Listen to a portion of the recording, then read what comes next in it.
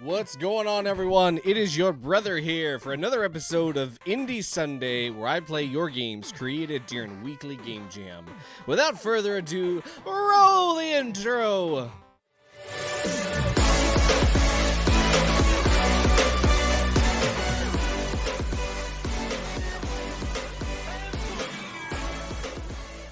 Hey, hi, hello, welcome to my channel, where I feature games that are created during weekly game jams and indie games that are purchasable in places like Steam, itch.io, GameJolt, other places like that.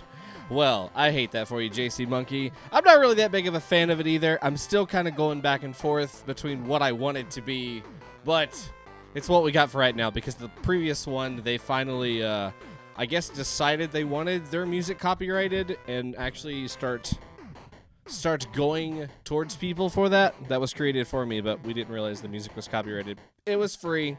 You get what you pay for, I guess. But anywho, welcome. My name is your brother. Tonight we're going to be going through 12 games from Weekly Game Jam. I appreciate everyone who came out yesterday. We started a new game called Gris by Nomada Studio. It is beautiful.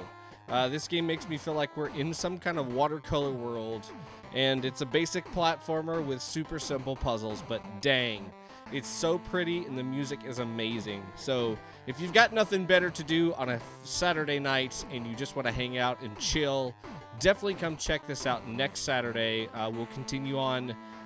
We might even finish it next Saturday. I don't think it's going to be very long. We're kind of rushing through it I wouldn't really even say rushing through it. I think just going through it in a good pace. So let's get roll call out of the way. We've got Blueberry Jambot. We've got GarethTheDestro, Scanix TV. We got Philip Lime. We've got JC Monkey. It's been a while since I've seen you, dude. I'm glad to see you again. We got Beacon Sticks. That's an epic name. I like that. Philip Lime, I might actually be your brother. You don't know. Maybe we're related. Sergeant Relish. Hello, Condiment Boy. Welcome to the stream. Mr. Joshua McLean, how you doing? I think it's only 3.5 hours. Yeah, I thought it was pretty short. We got about 2 hours in yesterday, so probably another stream unless we decide to like stop at some point and just start talking about the story, which I know you don't do. Celeste took you 5.5 hours and it took you 6. Yeah, but that was with chat. And I stopped on my own multiple times. I'm just saying. Kai Pello, you excited for the Hollow Knight? Oh, Silk Song getting to play as Hornet? Yes, that's going to be so much fun. I'm very, very much excited about that. I have no idea how long it's going to take them to actually get that released, though. Yeesh. I don't know, man. This week I did a team game for the Godot Wild Jam. Oh, cool. I'm here and there. That's good. Of course, I'm hyped. Swoot, swiggity. It's cool. You can prove yourself with Weekend Race. Oh, you really want this race to happen, don't you? You want to humiliate me like you did on the 12-hour Mega Man stream? Oh, that was brutal. I guess I need to edit that and get that on YouTube so people can shamefully, or not them shamefully, they can get some terrible cringy content on your brother. It was bad. Guys, it was just so bad. All right, we're going to drop the theme music, and we're just going to put some music on in the background. Let's, maybe something a little kicky. All right, so we've talked about the game that I played yesterday. So let's start talking about Weekly Game Jam and the theme for this week, which was remote control. So they had 1 week to make a game using that theme.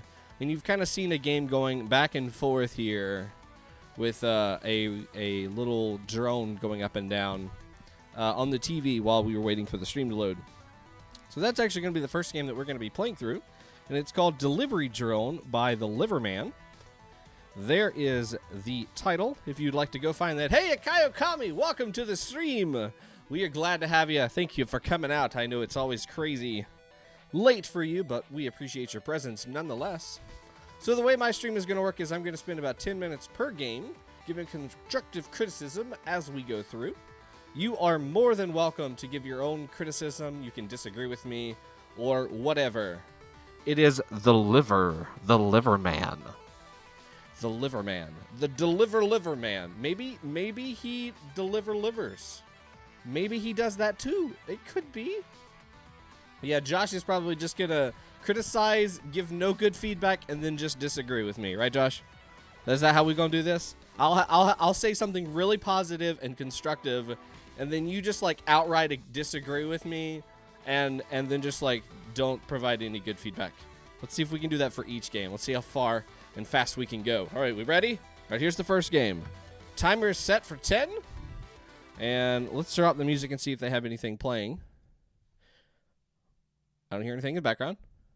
We've got some button feedback over here. We got some hover over, controls, WASD arrow keys to move, spacebar is to pick up boxes, and I'm assuming we're gonna avoid them suckers. We're gonna avoid them. Harsh. And then don't provide any good feedback. Get none. Get none.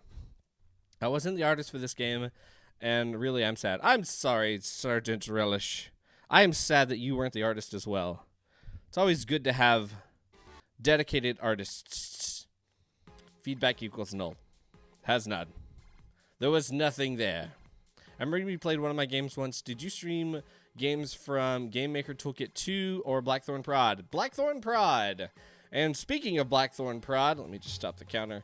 I'm going to be doing another one of those, except for it's going to be 12 hours. So March 2nd at 9 a.m. EST, I'm going to be playing as many of those games as I possibly can from the second game jam from Blackthorn Prod.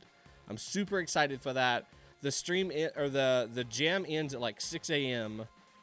and there'll be a 3-hour gap, and then I'm going to start playing games all day. Just all day from that jam. I'm so excited. That's going to be the first time that it's not an hour-based game, because I did another 12-hour stream with game jams, and I played 12 games. Yeah, this is the second one. He's only had 2. I did another stream that was 12 hours, and I played 12 games. They were each about an hour long. Most of them were not. But this is going to be like back-to-back. That's going to be an insane amount of games. Just an insane amount. But it should be a lot of fun. So let's look at this first game here. Delivery drone. We got no music in the background, but we know our controls. The arrow keys are WASDs and space to pick up the boxes. Oh! Oh, here we go. Here we go. All right, I'm ready.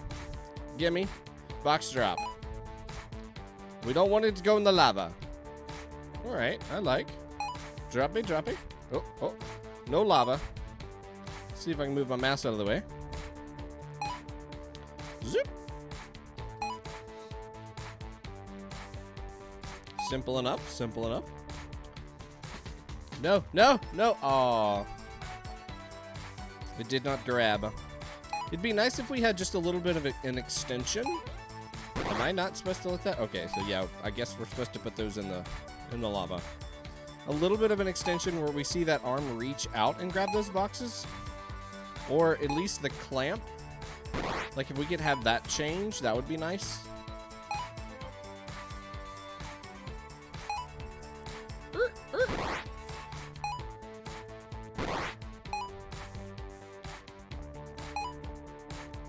Hey Josh, I'm actually thinking about covering your jam. I saw that you're pairing with Weekly, but I think I'm gonna dedicate a stream to that.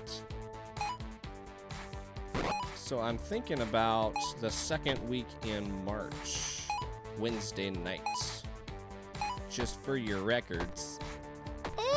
Since there's gonna be some people that don't submit to Weekly, I'm sure there's gonna be some that we might be able to cover then that I won't be covering that Sunday. Oh, so many boxes.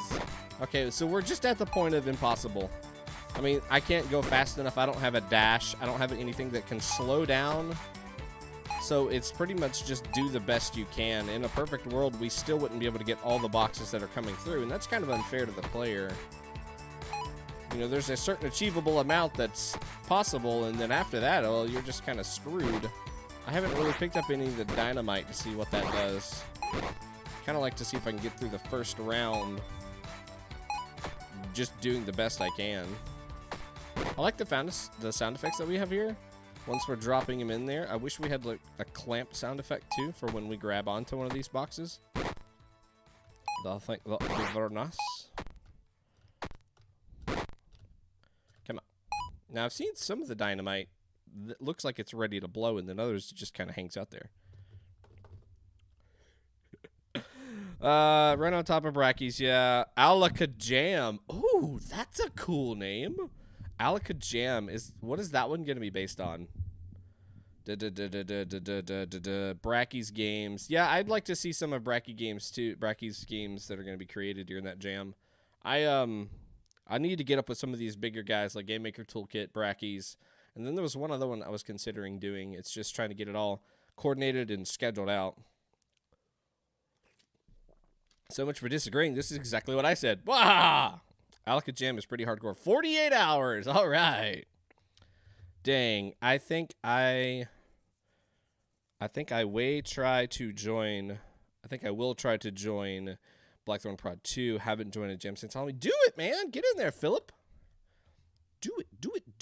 All right, so we collected 58 boxes. We have our high score. If we go back to the main menu, are we presented with that high score again? Nay! We just let it be. All right, so now we're going to go back through, and we're just going to look for the not best situation here. Okay, so we're letting things fall in the lava. Maybe I'll pick up a TNT box to see what happens. We do have a sound effect for dropping the lava. Is it the same? It is different than the box drop. All right, so we're going to pick this up. If I just hold on to it. All right, so it can blow up other boxes. That's would make sense. If I drop this in the box drop, we're not rewarded. We are rewarded. I don't know. That doesn't really tell us, and we don't actually see the score on screen, so we only see that after. That'd be a nice thing to kind of have on the screen. Can I throw these boxes? Like, can I grab one and then just toss it? Wah! Oh, no, I'm going to build a fort. No. Oh, I can destroy them by just running them into other boxes. That's kind of cool. But other than that, I don't see... Oh, am I penalized by the time, maybe? No, I'm not penalized by the time. So, high score would be nice to see. Top corner of the screen, left or right. The time on the top could be a little bit smaller, I think, if we're going to start displaying other things on the screen. We could even probably put some of those elements down here at the bottom in this dirt area. I wanna feel scared of the dynamite. I feel like I can kind of really ignore it because the amount of boxes that are coming at me. I can still pick up each box that I want to and not really be fearful of the dynamite. I can just forget it and let it fall in the lava. There needs to be some sort of negative impact of me dropping the boxes in the lava instead of it just being, well, you just missed it. You know, have less boxes and less dynamite that we worry about throughout the 120 seconds. I'm not sure what the timer was at. And then focus more on making it more apparent more important to miss the dynamite and catch the boxes. It's more focused. We're more intentional. That's the word I'm looking for. Instead of just bombarding me with more and more boxes and more dynamite. I only got 3 that time. Yeah, I've heard about the hour jams. Can you imagine doing like 12-hour streams of the hour jams? Woo-hoo. It probably won't stick around for long. It's 1 a.m. here in Norway. I got you. That's totally fine. I don't blame you one bit. I would prefer you get sleep and just come back and watch the VOD later. How many boxes moving by themselves? Why can't these delivery people just put the boxes area on the other side of the lava? I have so many questions. Right? Somebody did not plan appropriately at the post office. Well, we got our lava pit here, and we got our box drop right there. All right, I guess that sounds okay. Start production. Music's good. Turn that down a little bit so you can hear me just a smidgen better. The game would beat itself. I mean, that's okay, right? That's what automation's all about. We're just going to try to make it the best we can and just take out the human interaction. No need to play games anymore. We have robots that do it for you.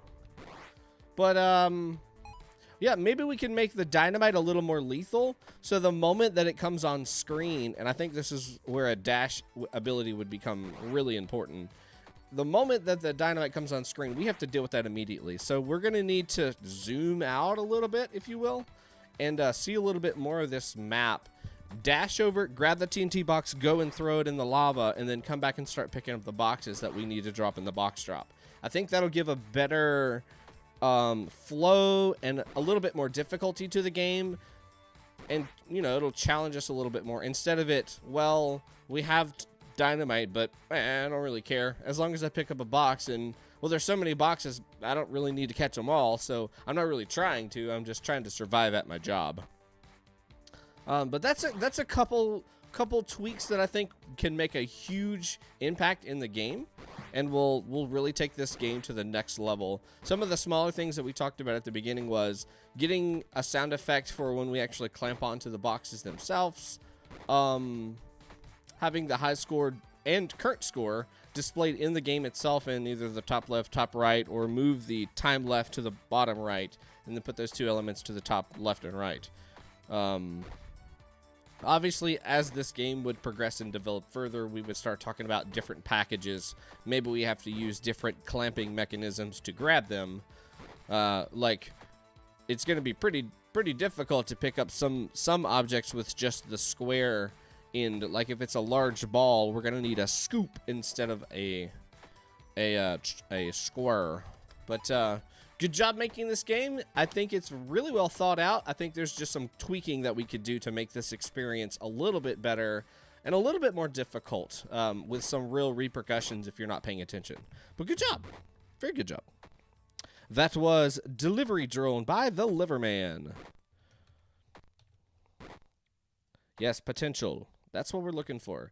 We're looking for those game mechanics that have potentials, or those characters that have potentials. Liver is delicious. Liver is gross. There we go. There's our disagreement. What if I want to send a package of dynamite to a buddy? Will it just get thrown into the lava? Yes, every single time, Scanix. Every single time. Man, I keep sending you packages, but I don't think you've gotten one. What you sending? Lava? Thank God I haven't gotten any of those. Wait, does liver make you gag the way Marine 5 does to me? Maybe, maybe. But you know what? She will be loved, and it will be known. Because it's a good song. Good sir. All right. So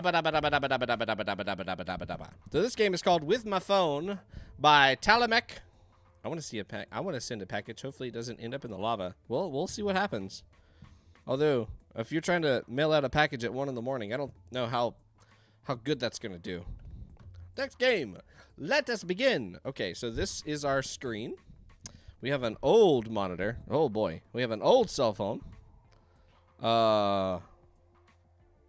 have a man running and a flag. I'm assuming these are... Oh, okay, so that starts and stops it. Do I use arrow keys or the phone? Oh, nice. Uh-oh. Up. Okay, there we go. What's up, Chunky? Okay, so we're using the phone to control the game. That would be the definition of a remote control. So we're good there. So I'm assuming if we want to end the game, we would hit the hang up button, which would make sense to me. We're using 2, 4, 6, and 8 to move our rocket around. Try some of the other buttons and see what they do. I was trying to see if I can go diagonal. And yep, I can actually go diagonal. That's pretty cool. Good job. What does the middle button do? Pew pew? Any pew pew? No pew pew? Okay.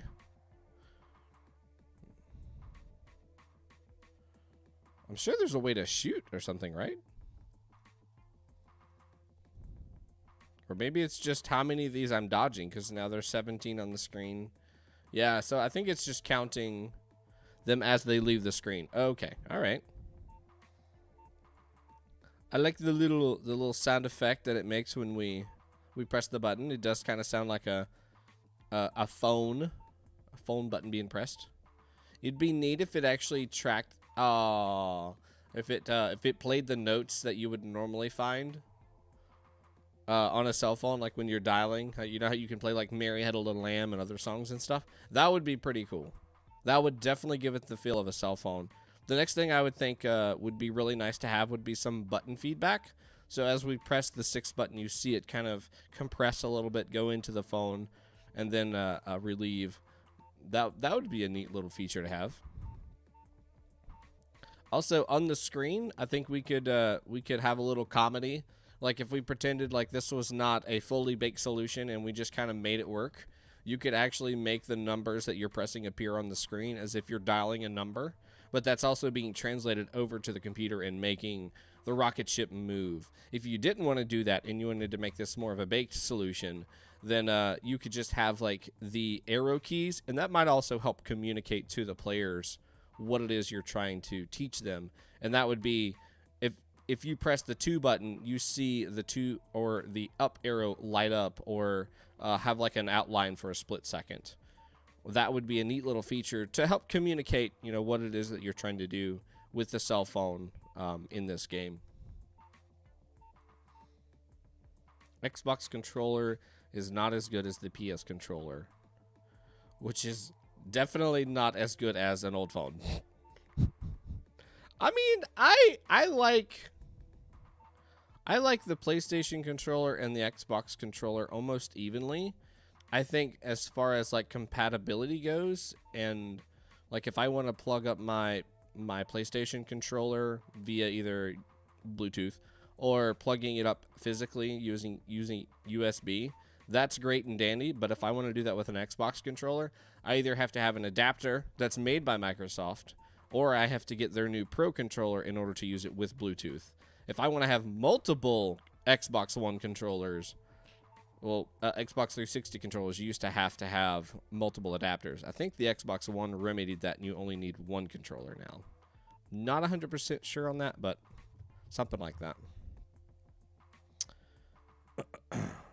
Yeah, for being in space in a rocket which is controlled by a mobile phone from the 80s. Boy, isn't that scary. All right, it takes 30 minutes to send a message between here and the rocket that's orbiting the moon. What do we want to tell it to do? Oh, too late. It already died. Huh? Yeah, exactly. With a 5-second delay, it will explode on a typo. Whoops. You can control the rocket with SMS by typing, oh, Lord, left and right on the T9. No, thank you. I have some people that I work with that we have to type using T9 to access their phones, to like log in and stuff, and they have no idea how to do it. It just blows their minds, which is great. Oh, I died. So this is a neat little experience. It kind of feels like a half-bakey kind of thing, like on purpose. Like we have our cell phone and we're sitting in front of our computer. Hey, Mom, look, this is cool. I can control my computer with my cell phone, and you know, you're showing that off to somebody and with a simple little game. I think that's cool. I think if we had just a little bit more animation on the phone, this would be even better. And I think we could also kind of change the layout or the orientation of this a little more, so it's using more of the screen.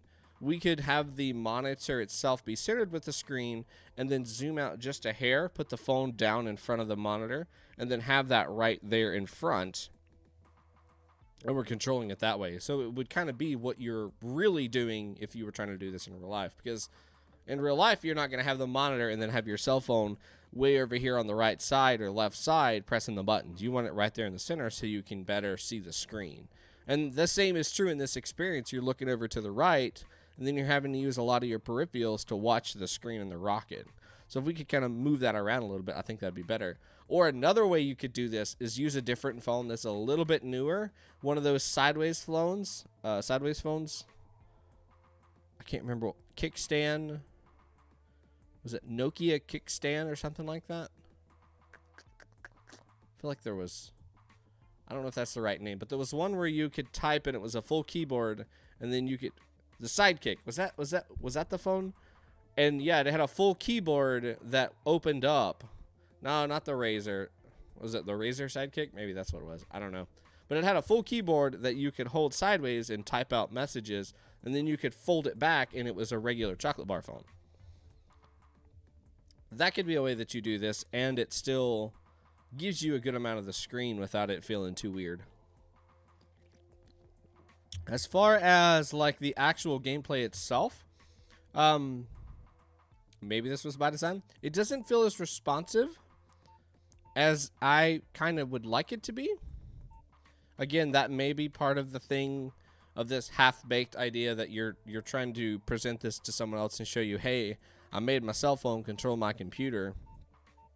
Maybe maybe that's what we're going for. If not, these buttons need to be a lot more responsive.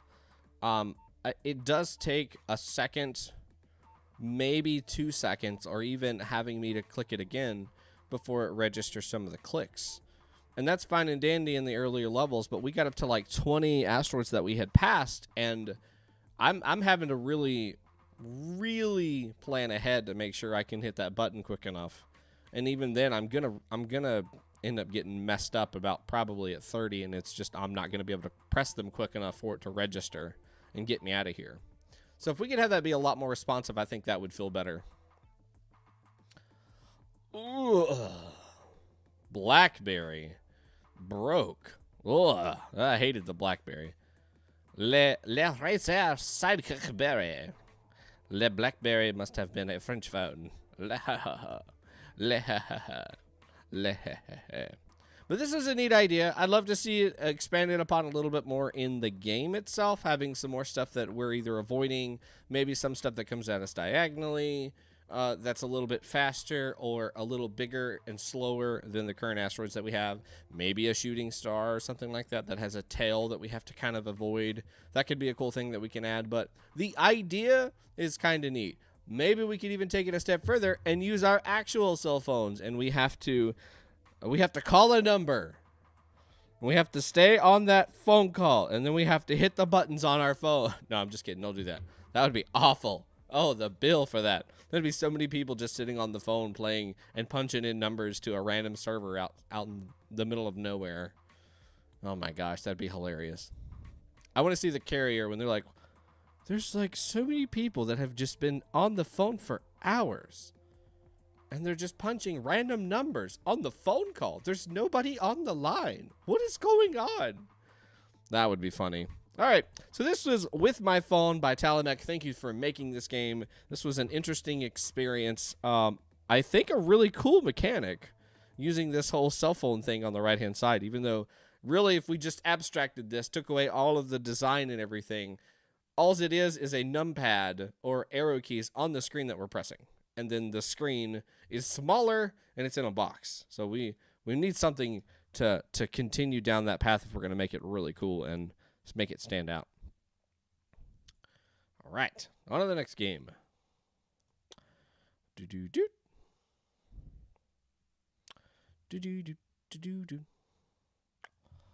All right, this is Bumpy by TimcampyTheGolem. Let's take a look at Bumpy. Boop. Oh, ain't he cute? Okay. Oh, is this a maze?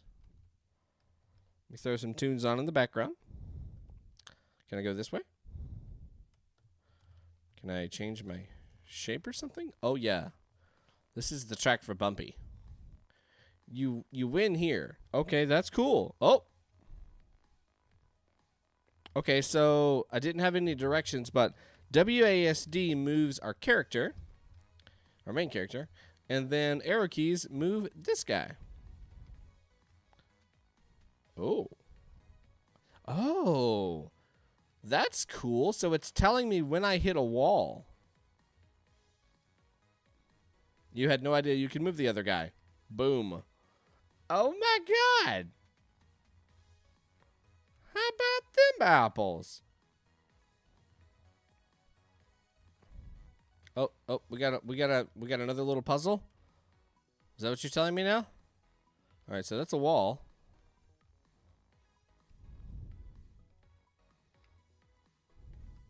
Oh no. Oh no. See, I don't know the rate at which he's moving. Okay, so when I press it once, it always goes one tile. Okay, that's good to know. Can Bumpy press that button? So I'll have to get them all the way from the invisible universe to over there. Okay, so we're going to go. Can't go that way, can't go that way. So I can go left, I can go right, one. I can't go up. I can't go up that way, I can't go that way. Okay, so we're still like 2 tiles up. We're going to go over, over, over, wall, up, up, up, wall. Can't go right, so we're going to go down 1. Can't go right again. We're going to go left. Can't go left. Okay. Wow, this is tough. Like, and I'm not getting any like sound or anything from the character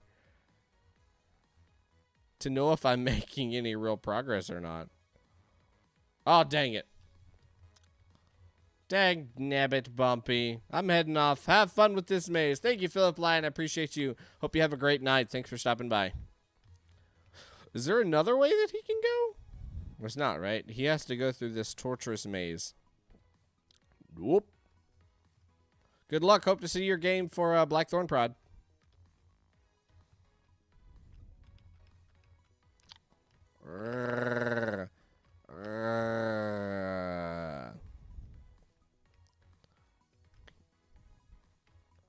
Come on. Oh my god.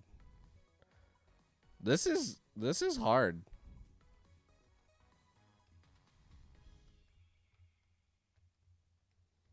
I think if I had, I'm trying to think of a way that I could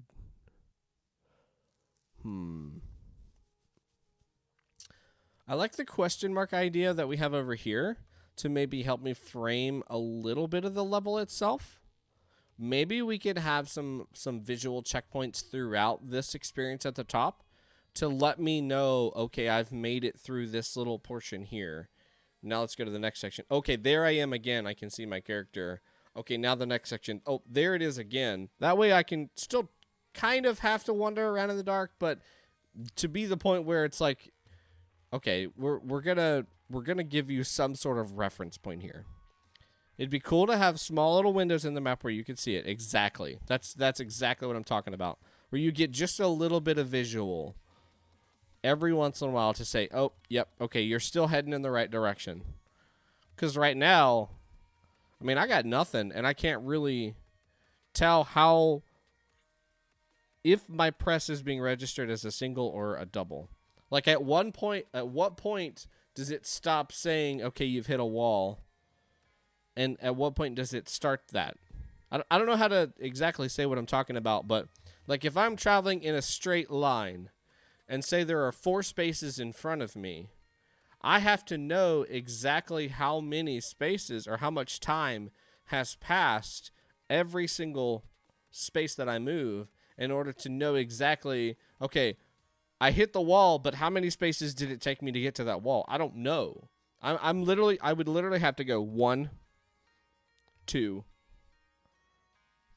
3, 4. Oh, I hit a wall. And try to just count how many spaces I went up in which direction. Or down, or left, or right.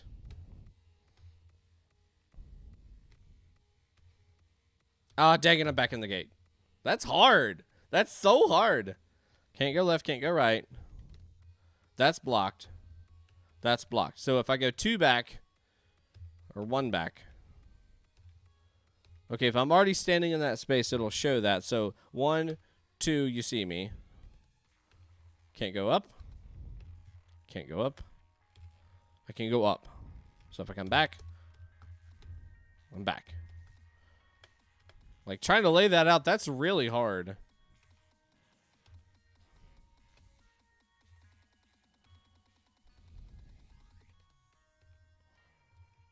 And it's like you want forward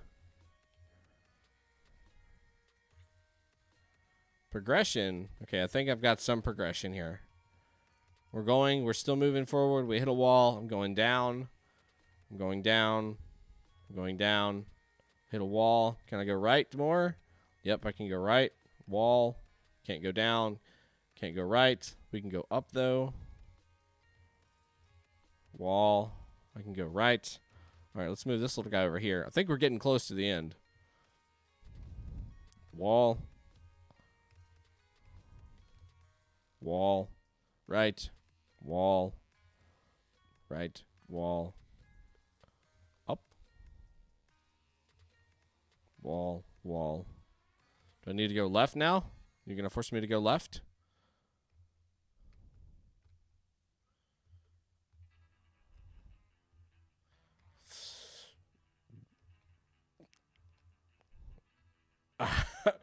I'm lost now. Can't go up. Can't go right. And I feel like now I'm heading back that way.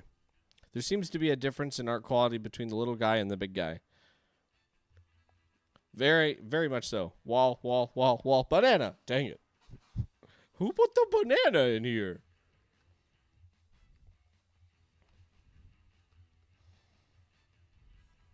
Ah. Like, I want to go right. Right is the direction I'm wanting to go. Oh my gosh.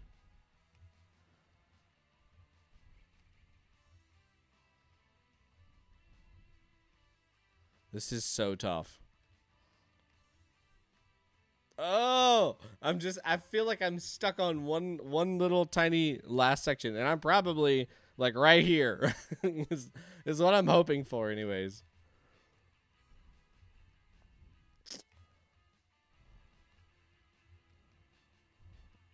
I'm stuck right there. And I don't want to go up, and I really don't want to go left, but I'm going to have to. So, you know, I have to go up. I have no choice but to go up.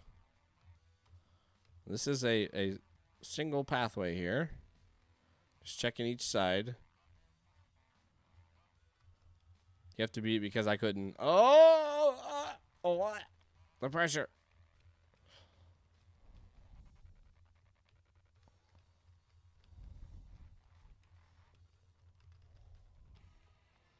Man, this is tough. So you said you didn't know how. So did you even get the guy out of the first room? So you couldn't move him at all? Or just didn't realize that was the controls? I have 40 seconds left. There's no way in the world I can beat it in 40. I don't know. This little blue guy, he's going to be stuck in here forever now. Daddy? I thought you were supposed to be giving me directions. Yeah, I didn't even realize the white one was movable, but you can get into the maze without moving him. Huh? I didn't realize the white one was movable, but you can get into the maze without moving him. How in the world? How did you get in the maze?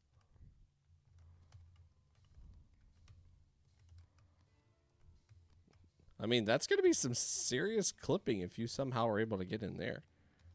You just just the blue guy.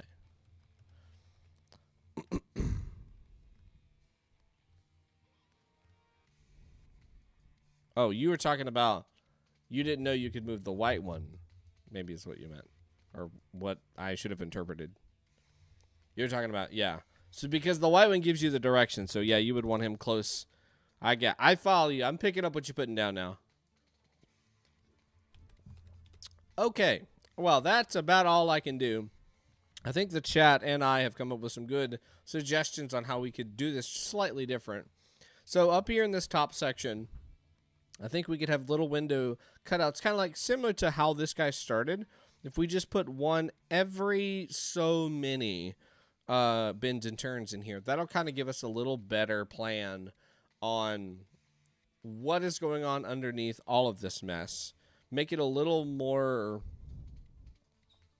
less random of movement. I do like this whole you've hit a wall thing. I think that's pretty cool. I think we need to find a way to quantify the time so it's easy for us to keep track of. Whether that's like, if you think about the Pokemon games where when you hit a wall, we're making a do noise. We need something like that on all of our footsteps. So every footstep that we take, there needs to be a ta, ta, ta, do, letting us know that we've hit a wall. And then while we're standing in front of that wall, if we hit it again, our character doesn't move making that footstep noise. It just makes the same you've hit a wall noise. If we had that, that's going to help us keep track of this a little bit better. I know that sounds really silly, but sound is a good way to track that kind of thing. And you can start to visualize that path a little bit better. It's really simple, but it would make a huge difference here. I think with those two things added, we could get through these types of mazes a little bit better. And then you could have a couple more levels that introduce this same concept. Just, you know, more complicated mazes. You could even add 2 of these little guys and you tab between them by using the tab button. And maybe they have to press switches or whatnot so you can move the white guy through each of these little challenges so he can give better directions to each one that you have targeted. I think that'd be pretty cool. They probably planned to add a flashlight, but the timer was over. Dang it. This game's going to be really hard now. We don't have a flashlight. Oh, well. And the option to drop some popcorn so you can hear when turning to the tile you've already been on. I like that idea. That's awesome. Just place a bunch of crackers beneath your feet. This is like Hansel and Gretel, but a whole completely different approach. Oh, that's great. I want to hear that, though. I want to hear the crunch of popcorn or crackers or something. Oh, we've been this way. Turn around. Okay, keep going. Oh, man. All right, so this was Bumpy by TimcampyTheGolem. Thank you so much for making this game, Tim. This was a fun little experience. I think if we just kind of altered the gameplay just a wee bit, I think it would be a little more playable and a lot more fun. So good luck there, my friend, but thank you for making this game and submitting to Weekly. All right, well, I'm getting the next game loaded up. Guys, this coming Wednesday, I'm going to be going through TV Game Jam games at 7 p.m., so please, come by on a good old Wednesday night if you're not doing anything, and check out some of these games. We're going to go for 2 to 4 hours. Really just depends on how the stream is going and the energy of the chat itself and how I'm feeling, because I'm still working a pretty hectic week at work, and we're supposedly having everybody return back to the office on Wednesday, so I'm sure there's going to be lots of questions and lots of things that people are going to want me to do, and hopefully that doesn't mean I have to stay late. But make sure you come by. We're going to be playing games from the TV Game Jam. It'll be a lot of fun. This is hosted by the same person who hosts Meta, who hosts Music Game Jam, and some famous games. I guess you can call them famous games that came out. There was like Wander Song. Baldi's Basics came out of this same series of jams. There was some others that came out too that I'm just not 100% sure. PM, it'll be PM EST.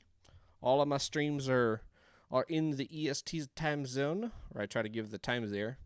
And I think I updated my extension on here for that, I reckon. I don't know, let me just check that real quick. Turn the tunes back on. But yeah, it'll be a lot of fun. It's neat to see some other games from other jams, to see some other people that, you know, maybe in the future you'll end up partnering with, which, you know, is what I try to encourage as much as I possibly can. You guys teaming up is how you meet new friends and make better games and stuff like that. All right. Yeah, tell me to do your music. Yeah. Mr. Joshua McLean, if you want some good tunes, go check out Mr. Clean. He is an awesome dude who makes awesome music. Just make sure if you're going to use his music, you credit him inside of your game somewhere. He has all kinds of great stuff that you can go listen to. Chiptune, acoustic, orchestra, rock, electronic, 16-bit ambient. Look at all of the track. Looky here. Would you just take a look at it? Would you just take a look at it? See, there's so much here. But seriously, go check his stuff out. He's a cool dude. He makes awesome music, and he also streams. So, yeah, do it. Do it because your older, maybe younger brother told you to. That's a good enough reason, right? All right, let me grab the next game. Click. Capture. I don't know why, but Construct just never, ever in a million years wants to capture like it's supposed to. It just says, screw you, I'm going to do my own thing. Don't tell me how to live my life. I'm going to do what I want. Okay. Next game we have on the list is one that I'm super excited for. Sorry, my nose is just all itchy. Is Seeker by GarethTheDestro. Let's take a look and see what Gareth has brought to the table. If I remember correctly, all these are supposed to have controller support or something like that. I don't know if that's still true or not. Doesn't look like it's true anymore. Ooh, WASD to move. I like this music. Space to toggle flying machine. Arrows to control flying machine. Oh, God. Oh, man. I'm liking. Oh, it went away. I'm sad. I was jamming to that. Okay. It's back. Ooh, I like the little filter we have going on here. Cute. Oh, yes. I am loving this. Okay, so not bad at all. Not bad at all. Is these buttons? What he do? Okay. Oh, all right. So we're going to control this dude. We're going to make him boobity boop the button. So that's going to make that move. All right. We're going boobity boop again. Oh, look at that spin. Oh, that's a nice spin. We got a little gear turning on the side too. That's neat. Look at the animation on that guy. Isn't that just sick? We got some gears turning there. Awesome. Awesome tile set, of course. Yes, dude. You make the bomb titles. Woo! I feel like that jump might be a little high. And our what's the term for that? Our left and right control in the air, that feels a little high as well. As far as like volume wise, I don't think we should have that much control. That feels just a little too much. I love the sound effects that you're using here. I think those are really cool. That first one does sound like a boot up or a startup sound effect. Oh, look at the spikes. Oh, I died. Boop-a-dee-doo-boop. What's that control? What's that called? Our control in the air. Air control. Hey. You didn't come here for professional words, did you? You sure know my vocabulary is not professional. I know what art videos Gareth has been watching lately. Who you been watching? Whee! I know, right? So, Gareth, would you please do your brother a favor? And would you be a dear and link your itch.io page? I would mucho appreciate that. And guys, I don't know if you know Gareth or if you've worked or seen any of his stuff before, but he is an awesome dude. He is really an awesome dude. He works pretty much strictly out of Construct 3 or 2, or I'm not sure which version, but he makes some really good games. You should go check him out. Check out his art style. He has streamed in the past. I'm not sure if he's going to be bringing those back or whatnot, but if he does, you can watch him do some of the art that he makes for his games inside of those streams, and they're very enjoyable. They are very enjoyable. He has very good tactics, very good things that you can learn from them.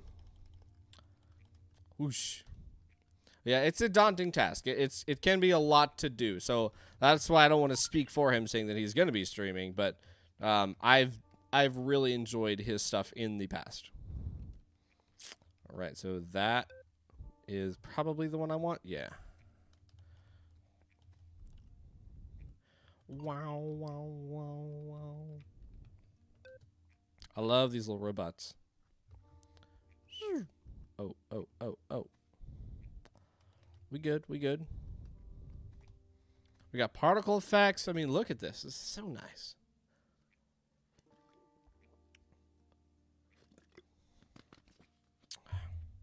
Well, Gareth, if you decide to start up again, man, I'm game for that. I love having some more people that I can advertise. I'm gonna have a new musician that I'm gonna be able to advertise in addition to Mr. Josh McLean. So I would love to have another artiste. Why is this one not doing anything? Maybe it's this one. Is it this one? It is. Woo! Oh god, oh god, oh god, oh god, ah! So we need, oh, this one's gonna be fun. Alright, so first we need to lower this guy. Is that gonna be low enough? Yeah, that should be fine. Alright, then we're gonna turn this one on. And then I'll be able to control that. Yeah, there we go. Whoop. Competition, yeah. Hope you're not referring to my arch nemesis. Who's your arch nemesis? Now I gotta know. If it's not that person, then I kind of want to. Oh no. Okay. All right, so we now want up and down. Yeah.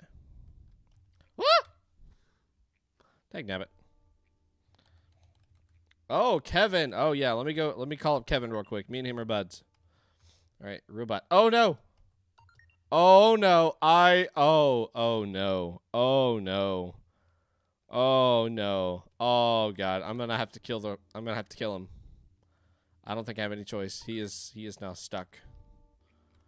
Crap. So there's your first bug to work on.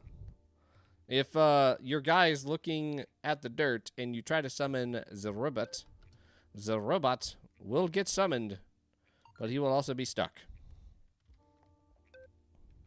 This is really smooth. Real smooth. Ah! Zoop. All right. Now we're going to flip back to this one. I think the buttons need to be turned off once we go away from them, instead of them just being constantly on. Like, after I have triggered over the button once, that should go back to red instead of it staying the color that it is. All right, so that's not the one I want. Kevin's tracks were my first choice in the past, but a lot of his tracks are so very well known and often used. No, there's another person on the scene that I think they are going to start making a little more of a presence in the gaming community. And they actually just celebrated a 1-year anniversary for their community, I guess you would call it. Aquagon. Aquagon is somebody who has participated in Weekly Game Jam music creation in the past. And she's going to be the next person that I start advertising on my channel after she gets some of her original creations published. Because I've heard some of her other work and I really do like it. All right, which one is it? Is it this one way over here? This one's a challenge, man. I like this one.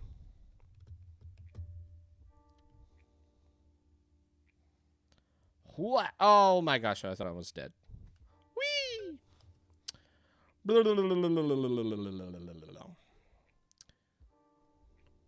Yeah, he was the kind of originator, hence the running joke of being my arch nemesis. Whoosh. Well, that's cool. I have some arch nemesis as well. Although I don't know if I'll get an achievement for killing them in PvP. I don't think that's how this particular game works.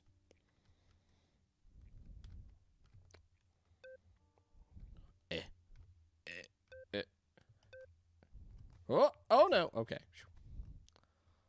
So we're just gonna chill there. Keep Mr. Robot going. So very laid back and relaxed. I don't feel very threatened. I don't feel like there's a time crunch or anything like that. I kind of feel like I wish there was, though. I wish there was something that was, oh my lord, making this where it is hard to make that progression like I want. What is stopping me? Is there... Ooh, now we have lasers. Maybe this is a timed thing. Maybe our story is we're trying to stop a baddie that stole something from us. Oh lord. And we have to deal with his minions in some fashion. I love how you have some of these buttons just like way out of what a lot of people would consider the normal order. I just think that makes it so much better, and it's not just so linear.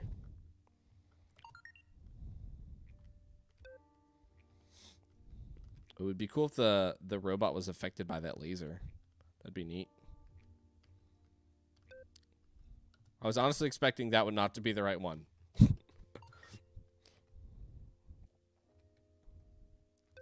But dude, great job on the character. I love the animation. His idol is really fun. I think his jump could use a little work there. His fall looks really good because his arms do drop out. But I don't really see any change in the character's jump animation. And I'm only saying these particular things because I know you are a lot more artist heavy and art heavy. Okay, so dim lasers are out the way. I ran out of time for the death animation. You mean we don't get to see him get barbecued? Is he wearing a mask because of the laser accident in the past? I like that. Can I cheese this here? Can I jump on the side of that?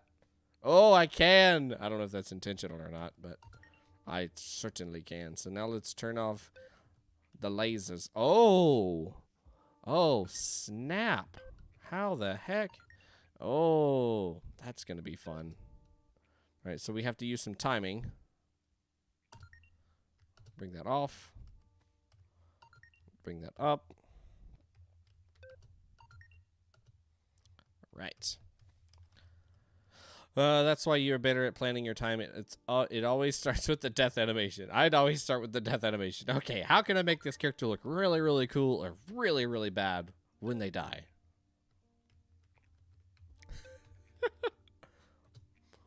Okay, keep going. Oh man, not giving a whole lot of room there, are you? You just enough. Dang it. Okay, here we go. Whoosh. Woo! Dude, your backpack's on fire. Oh, come on! Dang it! Yeah, he is an artiste, and he works off of like this. I kid you not, it's like a 60-inch TV that's in front of him. It's massive. I didn't even know they made tablets that big. Gareth, what's the name of the tablet you have?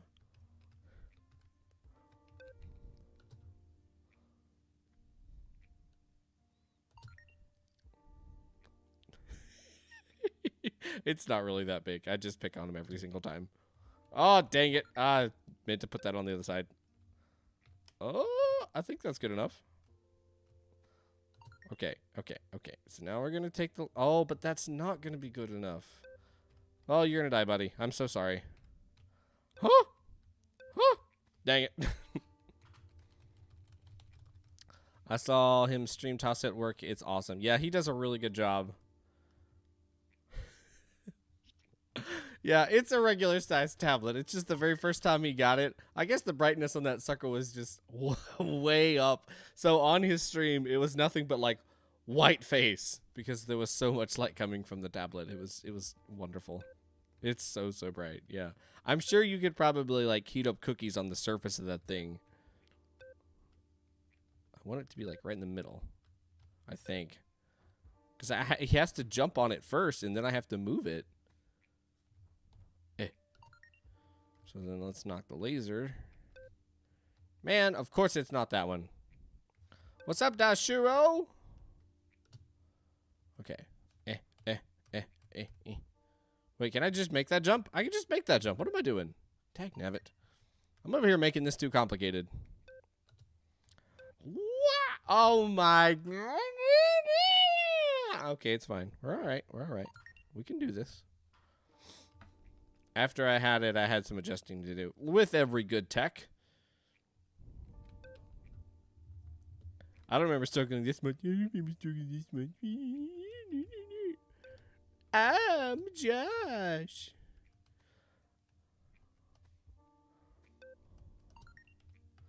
And... Dang lasers. We're gonna go one at a time? Oh, all right.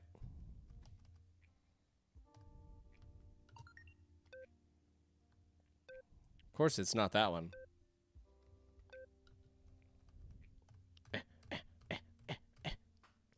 Nice and easy. Just close enough to burn your face off. Oh.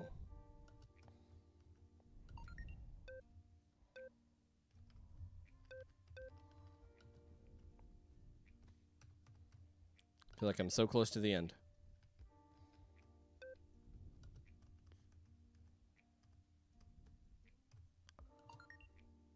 Yeep. Dang it. Is this the first one? No, the first one is up and down. Where's the... Oh my god. Oh my god. You, why do you do this to me? Oh, I'm so mad. Oh, that's evil. That is so evil. Oh, I hate that. But in a good way. Oh, Oh. Really? Really? I should have known. I should have known. I just should have known. Oh, that... Boy, that's a feeling right there. Can he have a frump animation? I think he deserves a frump animation there. Man.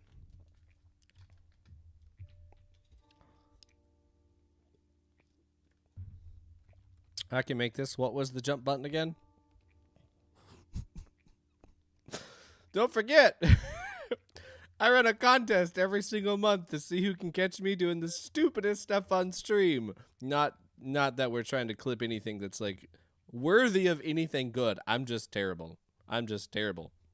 So if you want to win a $5 Steam card, at the end of every month I will pick a top clipper, and you will win yourself a $5 Steam card. Just have the most views and have a unique title for said set. Oh, perfect. Oh, perfect. For said clip, and you might win yourself a $5 Steam card. So that was fun. I enjoyed that. I think what I said about the air control, being able to move back and forth, that felt like a little too much control. And then the jump on the character, I felt like could be pulled back just a hair. Platforming was fun. I love the buttons, the sound effects and stuff that you created or used for all of this. That was spot on. I enjoyed that. The controls for the buttons themselves, like when it was the lasers or the directionals. Oh, I can just choose to die. Forget this.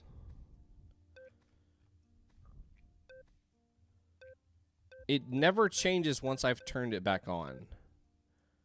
Is that because it's going in a particular direction? No. So that would be something that let's turn on and off, because it doesn't serve me any purpose to see if it's red or green at that point.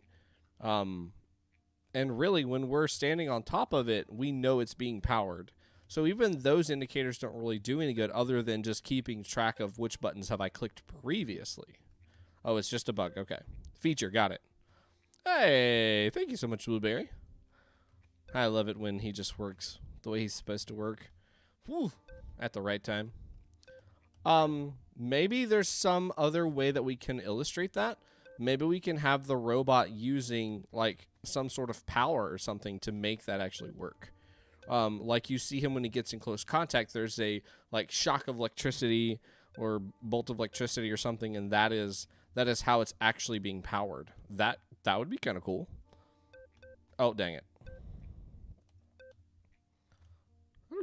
I don't need your stinking robot. I do this myself. Woo!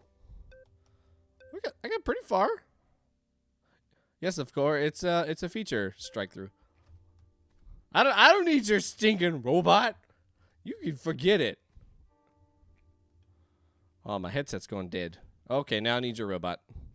Ah! Can't make that jump. Well, this is cool, dude. You did a great job. I love your stuff so much. Thank you for making games. I'm glad to see you in the mix. And I love this little filter effect that you've got on. I don't know what to call it. I don't even know if the stream can see it, but it's very grainy. The white grain is just very much appreciated. I love that.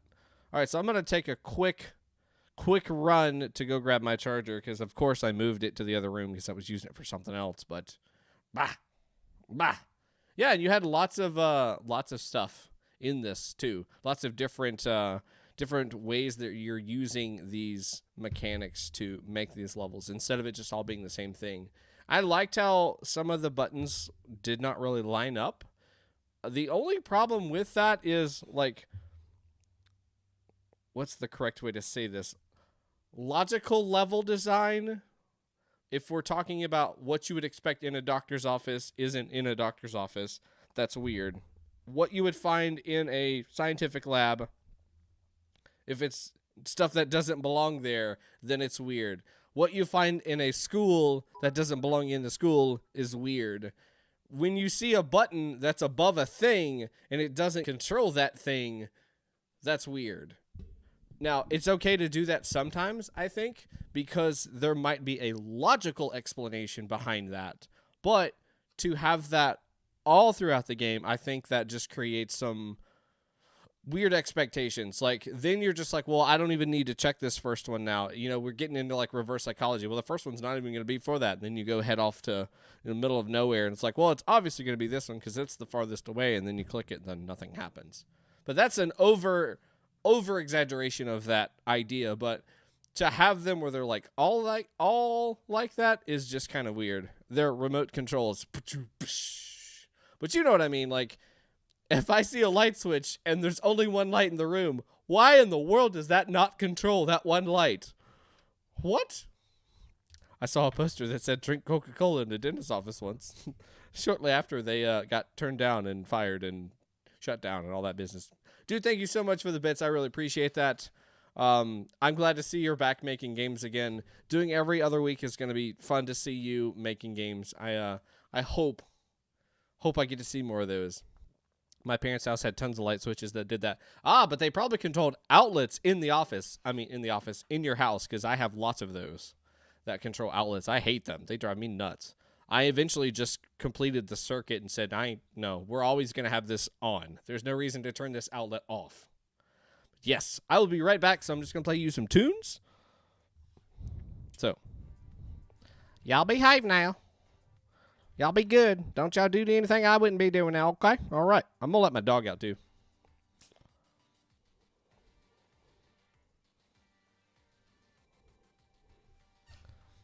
Go potty?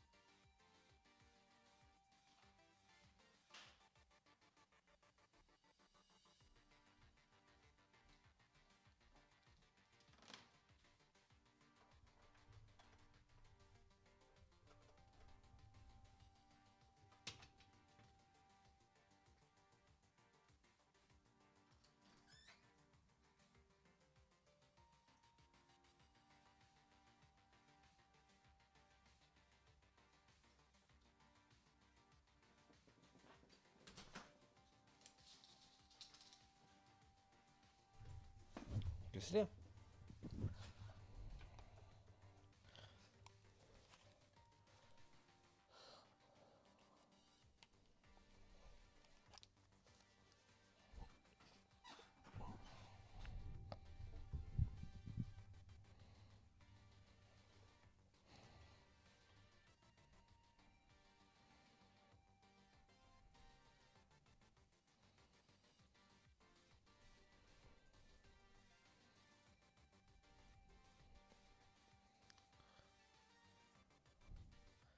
What the heck, guys? Why did you flip all of my crap around, man?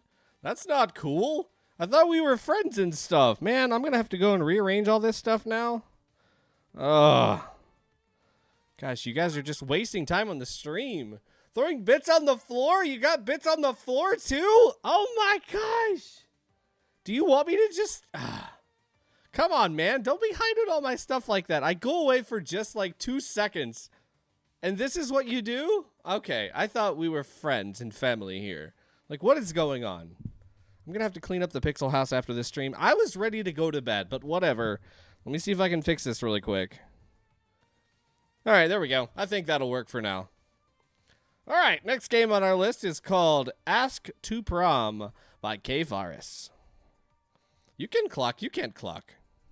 You can't clock nothing.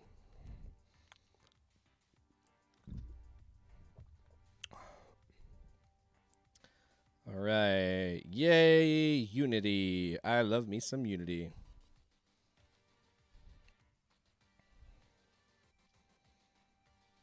Wait, that clock only has 8 dots. No wonder I'm confused. Whoops. Hey, I didn't make it. I'm not that good of an artiste. Bah. Your dang cable's in my way. All right, let's pause the music and see if we've got anything. This is called Ask To Prom. Oh, wait, I think I need to fix my bars. Zoop. Zoop. Full screen, white screen. Honey, get up quickly or you'll be late. All right, we're going to get up. Okay, so no audio. You get up and go to the living room. You can smell fresh coffee. Mom is preparing breakfast. Sweet. Remember to talk to this girl you like about the prom. Amanda, yes? You blush at hearing this name and your mother goes on. Thanks, Mom. God, jeez, leave me alone. Turn up the tunes a little bit for you. Now tell me, which cereal do you prefer for breakfast? Raisin Heaven or Captain Grain? I like Raisin Bran, so Raisin Heaven it is. I'll make it for you in just a moment. Now drink up the milk. Mom, you were making coffee. Good night, Akai. Thanks for coming out. We appreciate you. Good luck on your week off starting tomorrow, if I remember correctly. Enjoy yourself. Don't do anything I wouldn't do. Relax. Maybe catch up on all the chores and stuff you've been neglecting, like me. Nah, you're better than that. You probably don't neglect chores. Again, I thought I was supposed to get coffee. After the breakfast, you go out. It is a sunny but cold morning. You head towards the bus stop. As you can see, you've missed it. You wait impatiently for the next one, knowing that you'll be late for school. Hey, I ate that earlier. And there's the bus, and there's looks like maybe that's a building to the side, and I'm sitting here at the bus stop. You arrive at the classroom late and go fast to your desk, murmuring to the teacher that you're sorry for being late. You can see Amanda looking at you, and you blush. During the break, you look at Amanda and think about what Mom said in the morning. Go to her, go back to class. I am going to confront her. You start walking towards her, but Amanda's phone started calling. You go back to class. That's where raisins go when they die. Raisin Heaven. That's where I want to be. On another break, you can see Amanda is talking to other girls. I'm going to go to her anyways. You start walking towards her, but the girls take her somewhere giggling. You go back to class. Aw, poor dude. On lunch break, you sit with your friends and see Amanda talking to her. Handsome boy. They laugh. The boy leaves the room smiling. I'm going to go to her again. She looks as you walk slowly towards her and goes quickly after the boy. What? Come on, man. Give me a chance. Not the handsome. The next break, you see Amanda looking by the window. She's alone. Let's confront her again. Same boy goes to Amanda, and their leader being tall boy from before. Amanda, tonight at my place, right? Sure. Boy looking at you. Hey, I can see you're lurking near her. What do you want from her? I want to invite her to prom. I'm going to fight the handsome boy. She's already going with me. Let's leave this loser. He puts his arm around Amanda and they go away. Ooh. When the school ends, you go out by the building. There's a beautiful sunset. You can see Amanda standing alone by the tree. Dagnabbit, I'm going to go to her again. Amanda, I already have a date to prom. You should go. Ouch. Is there? Oh no, I can't. There's no other choice. I can't like restart. Okay, I can restart. All right, so let's do the opposites here. We're gonna be very timid and introverted. We're gonna sleep. Mom wakes me up with a shake. She brings me a breakfast essential starting shake. All right, so coffee, blah, blah, blah, girlfriend. We're going to go for the Captain Grain. You end up taking your mom to prom. It was the raisins. No, it wasn't the raisins. You shut your mouth. Raisins are good. I'll make it in a moment. Now drink up the milk. I was supposed to have coffee. I like how they changed the advertisement. That's cool. You go out cold morning, you miss your bus, blah, blah, blah. We're in school. Same. We're going to go back to class. We're just going to dodge her. All right, so we're going to go away. We're going to go back to class. We're going to dodge her again. We're going to say, you know what? Forget that. Dodge again. Looks at you smiling, but you turn your eyes away and focus on lunch. What the heck? You go back to class. Same thing, same response. Nothing. Then go away. Root? Oh, I'm going to say no. Oh, no, I'm going to go back to class. You go back to class. And we're going to go home. Amanda, hey, do you have a date to prom? I had one, but I decided to change it. No, I don't.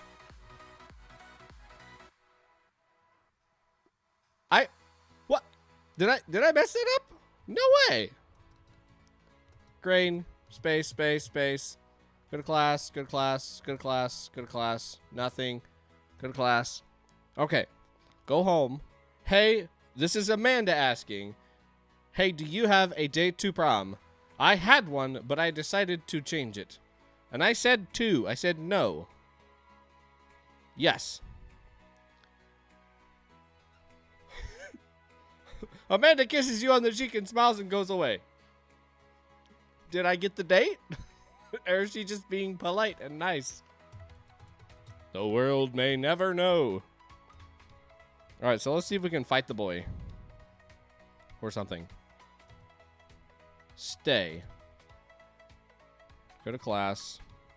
Nothing. Then go away. No. Let's leave this loser. Same answer as before. Okay. Go to her. Nothing else changes there. Okay, so assuming maybe it's just lost in translation a little bit there. Maybe that last one where she does kiss me on the cheek is the confirmation that we are going to prom together. And the other is, you know, I've lost out. And that was kind of like the obvious choice route, is to approach her. That was what the game handed us as like, hey, this is a thing that you need to do. Here's your quest. Go ask this girl to prom. So your first reaction is first opportunity, you're going to try to ask her to prom. And then you're going to continue to pursue that until one of two things happen. Either she gets another date or you end up with her going to prom. I think those are fine. 2 different lines that would happen.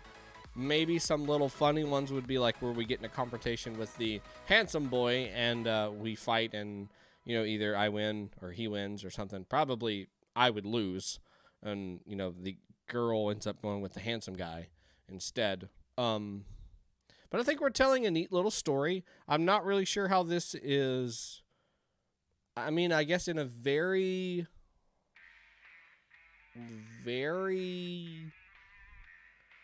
skewed way, we could say this is remote control because we are controlling this person's interaction with the world.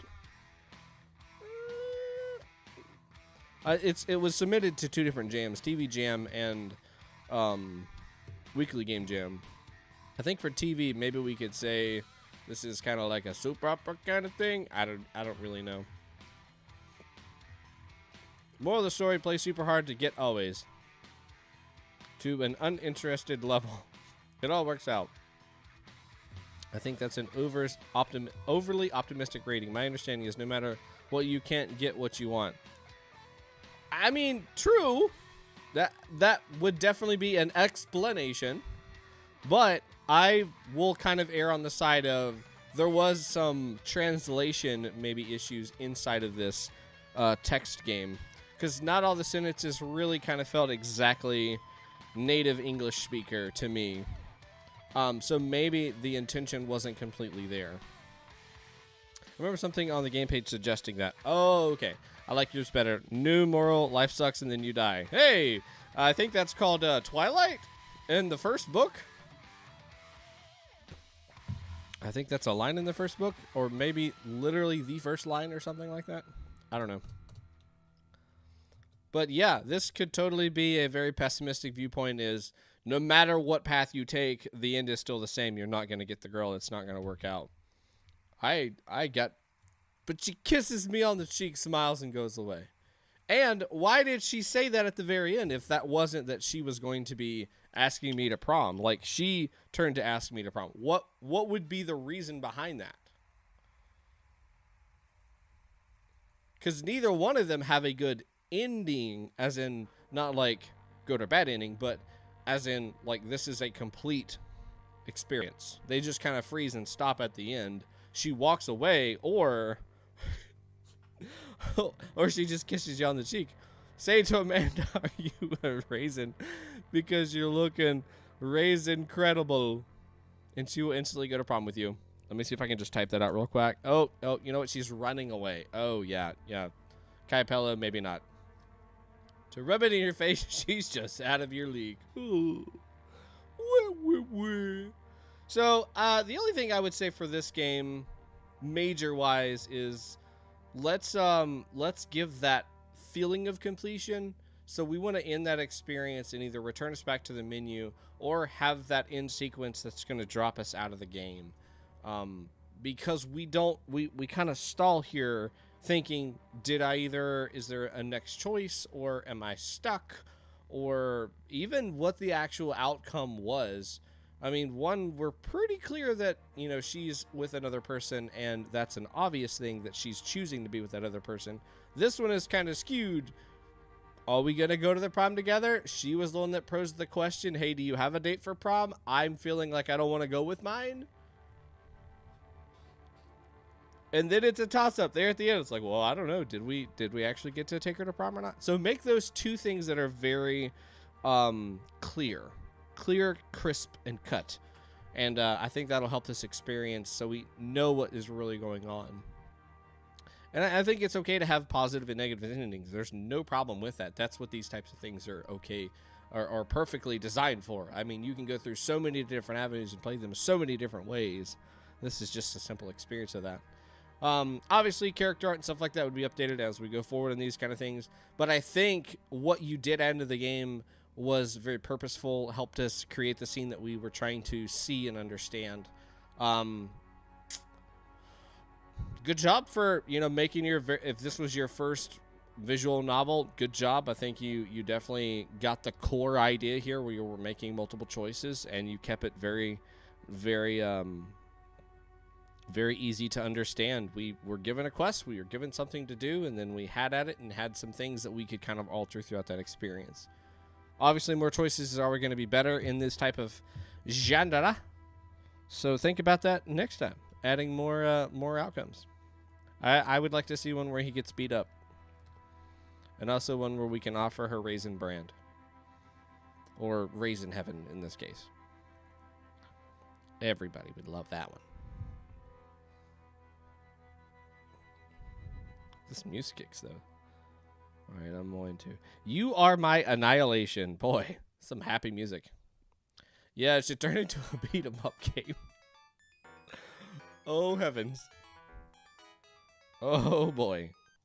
Or bullet hell with raisins. That would be a turn of events. Oh, my God. All right, you're going to play a visual novel. Scrap it. Okay, now we're doing bullet hell. Wait, what? What is going on here? I was playing a visual novel 2 seconds ago. All right, next game on our list is called Spark That Binds by the RealAkatosh.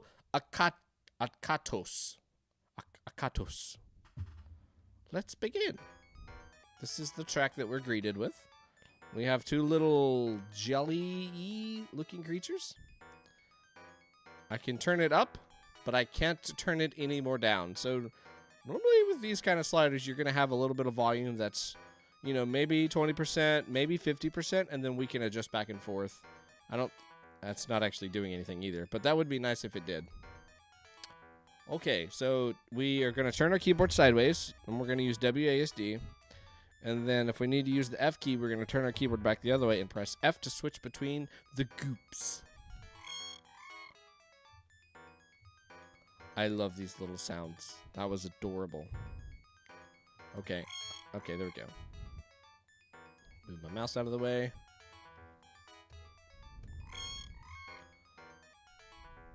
Okay.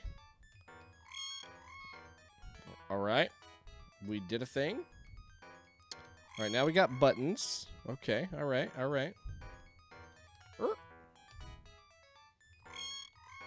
So it's like sometimes I have to hit the button twice before it actually registers that I want to switch to another.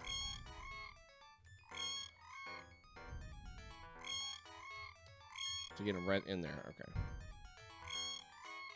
Maybe I can't be... That's probably what it is. It's probably only registering one key of input at a time. And I think sometimes I was holding up, you know, making the character go up, and also trying to... Well, let's not go that way. Trying to make them shift at the same time.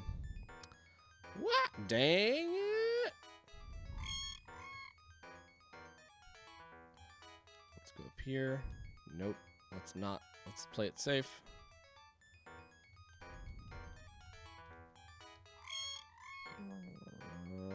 Nope. They're so slippery, I guess because they're goopies, that you could very quickly run into these. So that track in the background is a little monstrous. It's very short, very repetitive, and also very messy. There's just lots of going on right now.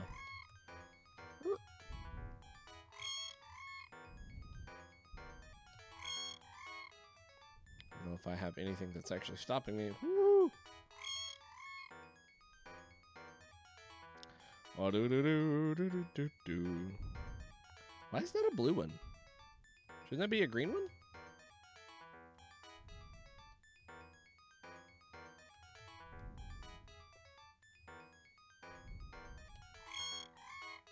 That's my favorite song.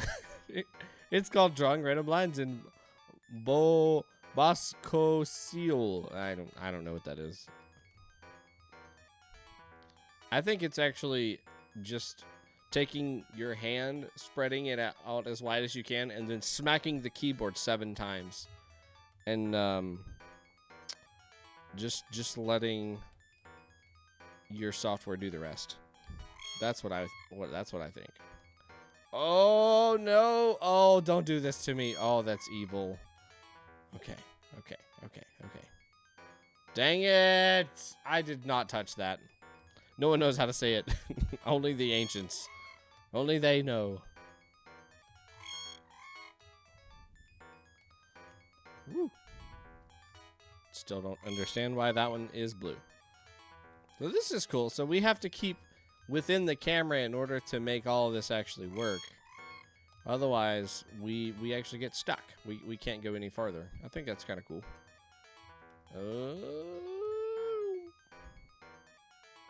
Okay, so is that going to be safe enough for me to get across? No, it's not. I literally did the exact same thing. Golly.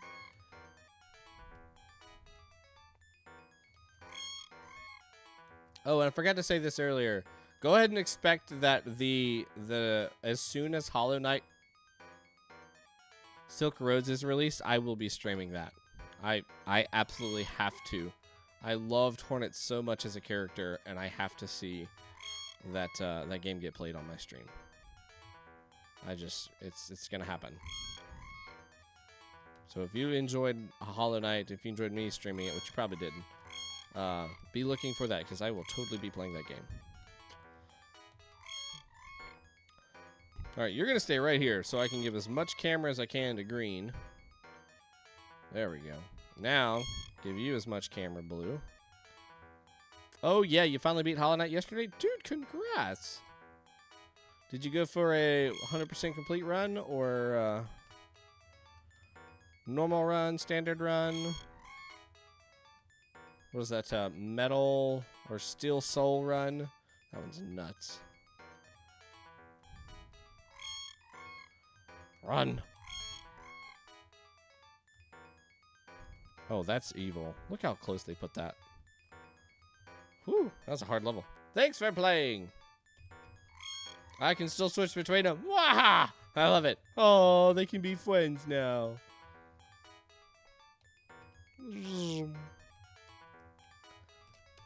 Yeah, so the track is, let's go ahead and just turn that down. Whoa. I forgot, that doesn't change the volume for me. That just changes the volume for you.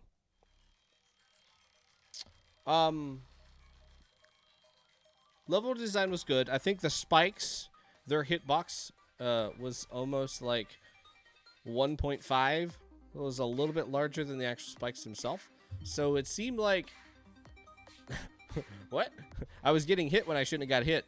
And I was not close to those spikes at all. Somebody can go back and check, but I'm pretty sure I was well outside of that range of the tip of the spike itself, but I was still getting dinged for it. That's not fun. That's not fun for the player. It's not rewarding, and it's not like a fun little trick to put in your game to make it harder and fun. It's just kind of annoying. The characters were cute. I loved the little sound effect for them when we were switching back and forth. That was cool. I liked the camera restriction. I know that sounds really simple, but I think that adds a lot because you do have to backtrack sometimes when you're getting ahead of yourself. It's like, well, I want to put character A as far up as I can and know that, okay, I have done everything that I can possibly do on this character. Now let's switch over to the other one. No, because of the camera restriction, we're having to constantly look back and forth and make smaller bits of movement on each one of them to make sure we satisfy all of the restraints as far as like how far out we need to go to come back in to the next little area. I think that's cool. That's really neat. The buttons, I think we could do a little better than the squares, but again, this is Game Jam art. It's going to be a lot of placeholder assets. I think just a simple circle inside of that square would suffice, and then have it where it could be depressed. I think that would be good. The music in the background, I'm sure this was something that you created, and I applaud you for starting to create your own music. I think sometimes less is more, and maybe something that would be good to start out with when making any type of music is think about more... how's the best way to say this? Maybe the first type of piece of music that you need to make is something that's a little bit slower, and that's going to be more ethereal or open or larger chords that are just going to kind of be changing slowly over time. Work on getting that figured out and figure out how to loop that correctly first. That'll let you practice in the software that you're making music in. That'll get you some musical practice in general and just how chords work and how progressions are supposed to work. And then after you've done something like that, then you can start to, fewer notes, less is more. Then you can start to work on how can I make something that's a little more upbeat and faster. And by that point, you will have already mastered the slower pieces, knowing how to loop something so it sounds correctly, and volume levels and all those other things that aren't going to be a problem, and you can focus on creating that more upbeat and poppy and bubbly, or, you know, more intense, heavier metal, maybe horror type of thing, you know, that's going to require a little bit more experienced ear to do correctly and it not be an earwig where it's just driving you nuts because it's such a short loop. But you did a great job creating something. I'm glad that you are approaching that. If this was something that you or one of your other buddies created, I do applaud you for that because I know it is hard to make music. I don't discount that at all. I play music in my free time, and I'll dabble in some of that as well. And I know it is hard to do. But slow it down. Try something a little bit slower. Master that technique of understanding that software and whatnot. Learn how music is supposed to be laid out. And once you've got some of those more basic things, then you can start working on faster pieces and more advanced pieces. But good job. This was Spark That Binds by TheRealAkatosh. And another good suggestion is listen to other people. So a guy in our chat, Mr. Josh McLean, he makes a lot of musical stuff for games, royalty free, and then he also does stuff on his channel. So go check him out as well. He's commenting all throughout the stream, so you'll definitely see his name. But make sure you go follow him, and you'll learn a lot from that channel on making music and whatnot. So make sure you go do that. And thank you for making the game and submitting it. Hi, Pella, you have a bad habit of putting a game down for like 6 months right before the ending. Gareth, you haven't beat it yet? I started on stream and rebought it on the Switch. You started playing Hollow Knight? How did I miss that stream? I don't remember that. Gosh, Josh, stop talking your face off so much. No, it is not translation. You have incorrectly translated that. No, that means you are a valuable resource to the community, good sir. Good day, sir. All right. Let's get the next game loaded up here. We're going to phase the music here and just see if we have anything greeting us. Ooh, yes we do. All right, so this is a tangible, a actual word that I can say. I got a bork incoming here, just a second, so I'm gonna mute the mic, but I'll go ahead and give you the name. This is The Remote Quest by Delthor. Last time he had a game that I just could not pronounce. Just a second.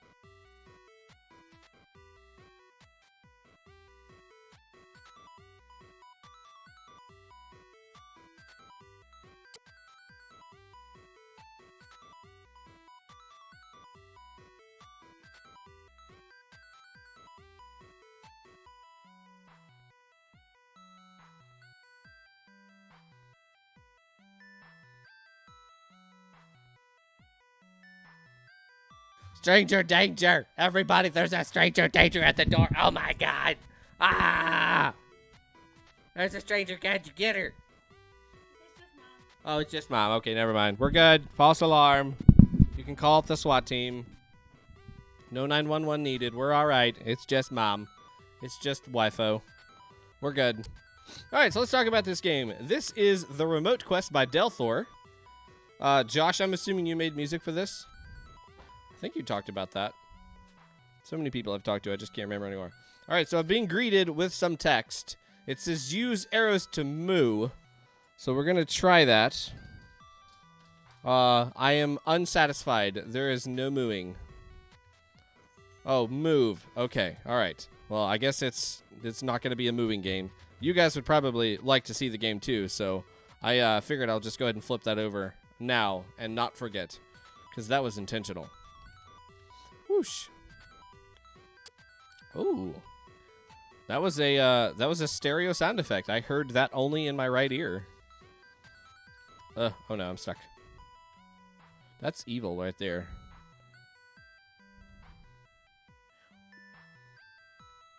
What is that? Is that a spider? I'm not sure what these creatures are. But that looks like a thing that I don't want to touch. Oh no!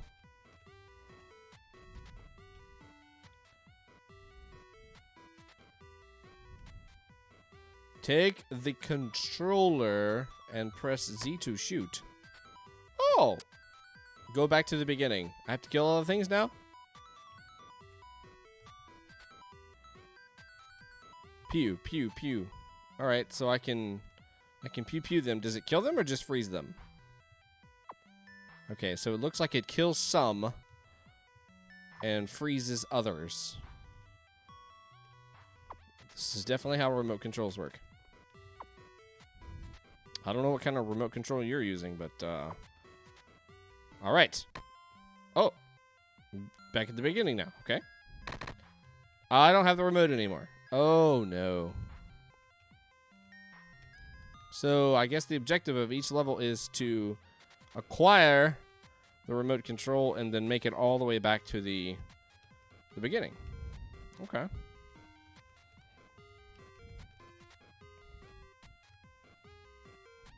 I like this dude. Very simple design, but you know, I think it's a really good design. Oh, ow! I got hit by that. I got hit by that one. Why am I not dying?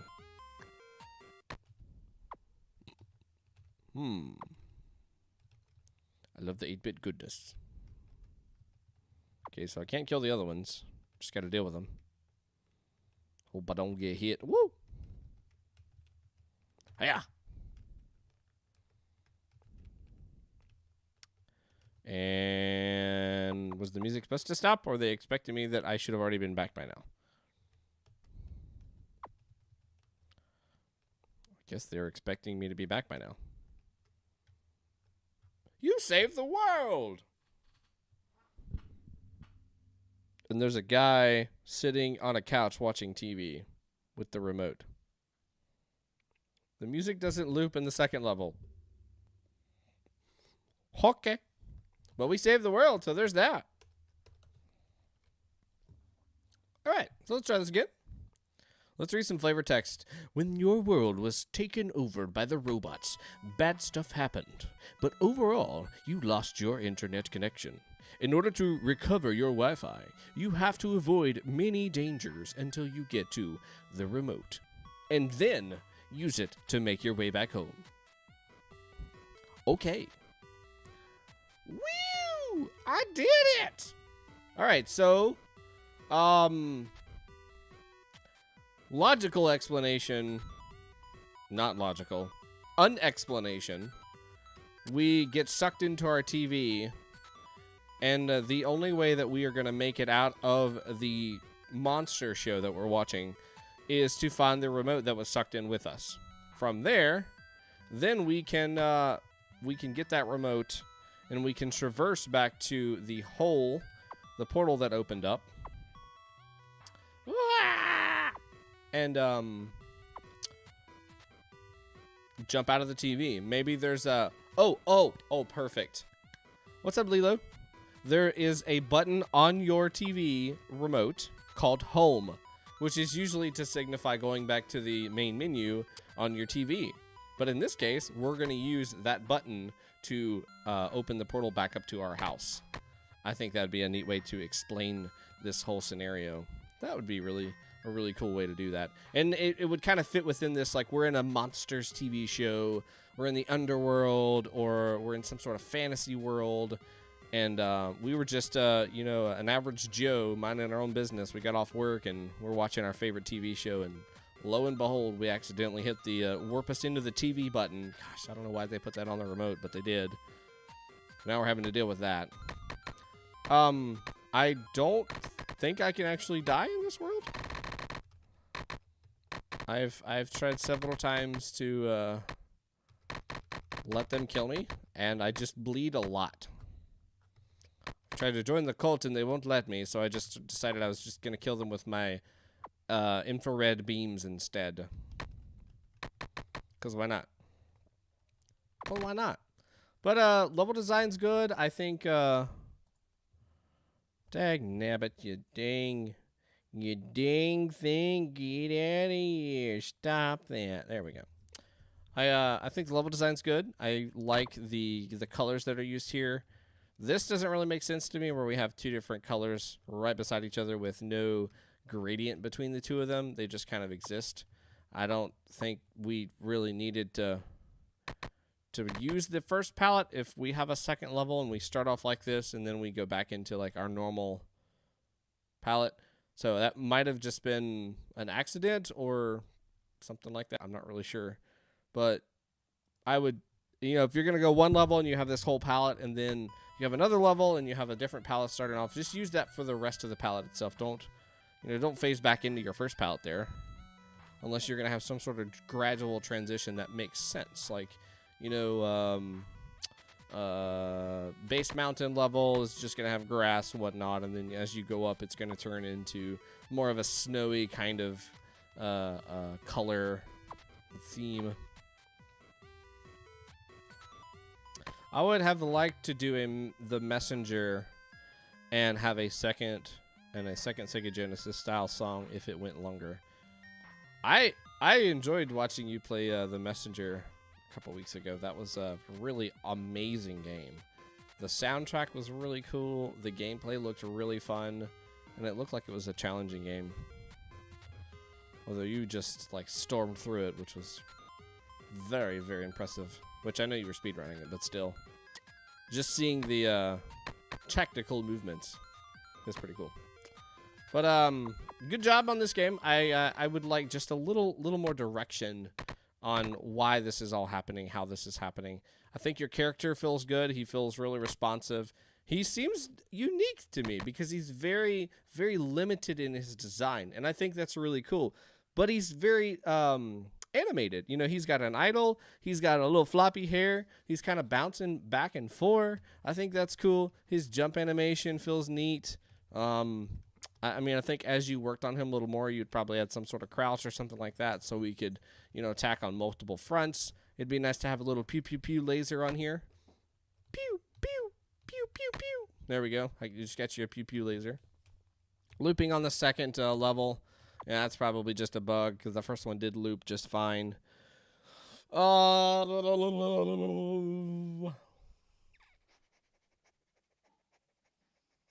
think that's really all I would say. I think this was a neat game. I think it had a neat premise, being sucked into the TV. If that's what we're going to go with, the Wi-Fi's out, we're just watching TV, and we accidentally get sucked into the TV, and now we're trying to figure out how to get out of here. I like that. I think we need to work more on the laser and the gun to make it look a little more like a remote control.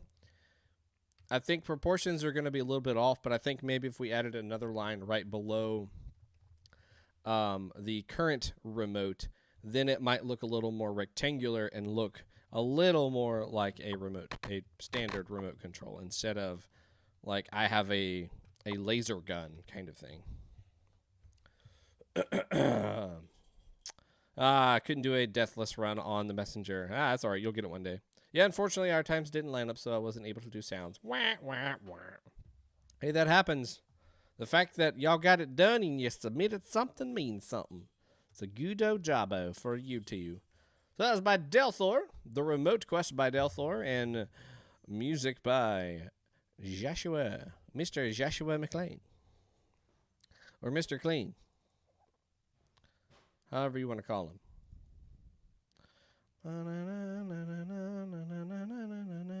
I need a parody of that song, but it's about Mr. Joshua McLean. I need that in my life. I think everybody else needs that in their life too, Josh. So next stream, that's what your project should be. You need to parody the song and then make it where it's about you. I would thoroughly enjoy that. All right. This next game is called Remote Control Guntank! Exclamation, exclamation by WC. I don't think I have the requisite ego to write a song about myself. Yeah, you do. I'll just hire somebody on Fiverr to make one. All right, here we go. Let's take a look at this. Remote Control Guntank. It's very... Oh, wait. Oh, snap. Oh, man. I think this thing is drunk. Buttons? Oh, my. Oh, my. All right, so left and right. Making the sucker turn forward and backwards. Nice. I like this level. Menu is also in the game. That's cool. All right. I want the mouse to stay right on top of that joystick. Don't move that anywhere else. Just keep it right there. Do I have to shoot it? I do. Okay. It's fine if I don't let go of the mouse, but sometimes I want to quickly take my finger off the joystick, similar to a real controller. That would happen in a real controller or on a real controller. Like if you're trying to do some fine point turning, you're gonna flick on the joystick instead of keeping your finger right on top of it the whole time. Is that a baddie? Are you baddies? Excuse me, are you baddies? Do I need to blow you up? Ooh, that was very satisfying. Oh, I like. The buttons are responsive. We have some feedback on them. They're dropping down. They're depressing. Oh no, they saws me. Them's gonna get me. Gotta get the pill bottles. Gotta get the pills. Oh, ow. Oh.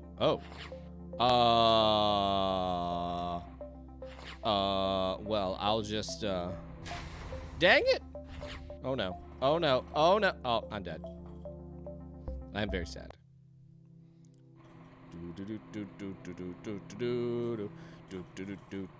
Just a robot tank.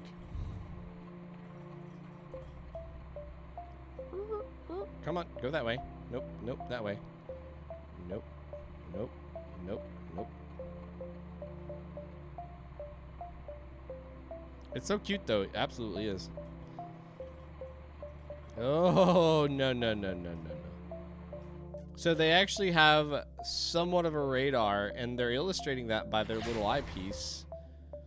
I don't know if those are eyes or, like, supposed to be lights or something. Come on. Is there a difference between the two of them? They're just cooldowns. Okay.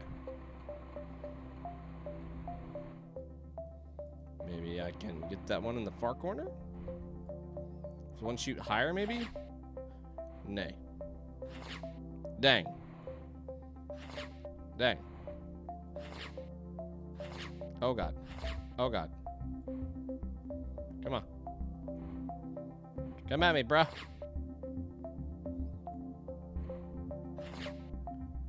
Bro.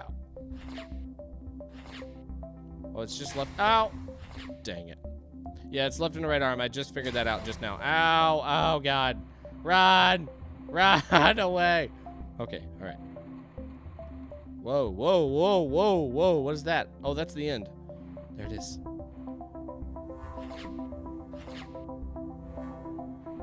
Just gotta get through this very, very difficult trap. Set my phasers to kill. Dang it. Dang it. Got him. Mom would be so proud.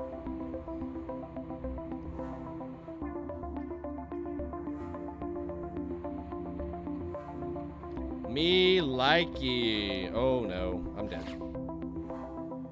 Are you kidding me? This should be the next level. Bang. I love that though.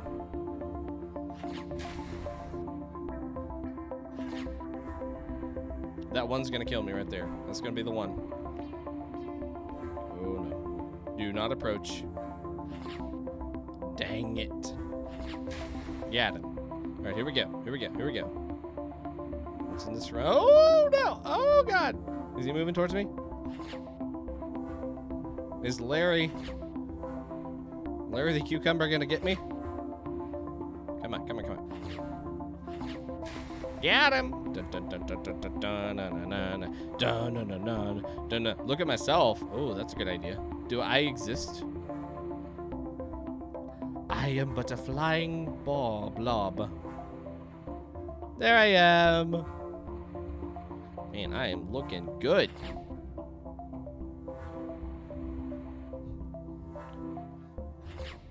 I can't kill him though.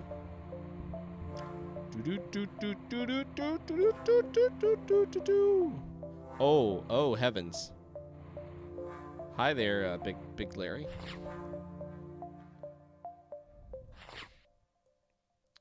I don't want to fight that. Nice and easy. Nice and easy. Got him. Does that say deathmatch over there? I'm almost 100% sure that says deathmatch.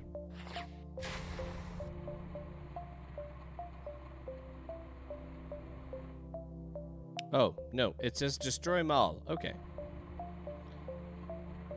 Ooh. What? Do they respawn? I don't think that one was there before, was it?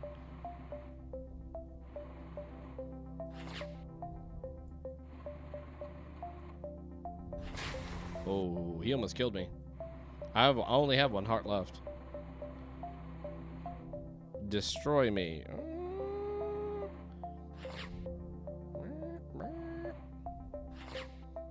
I did it. I won. I did it. I'm so proud.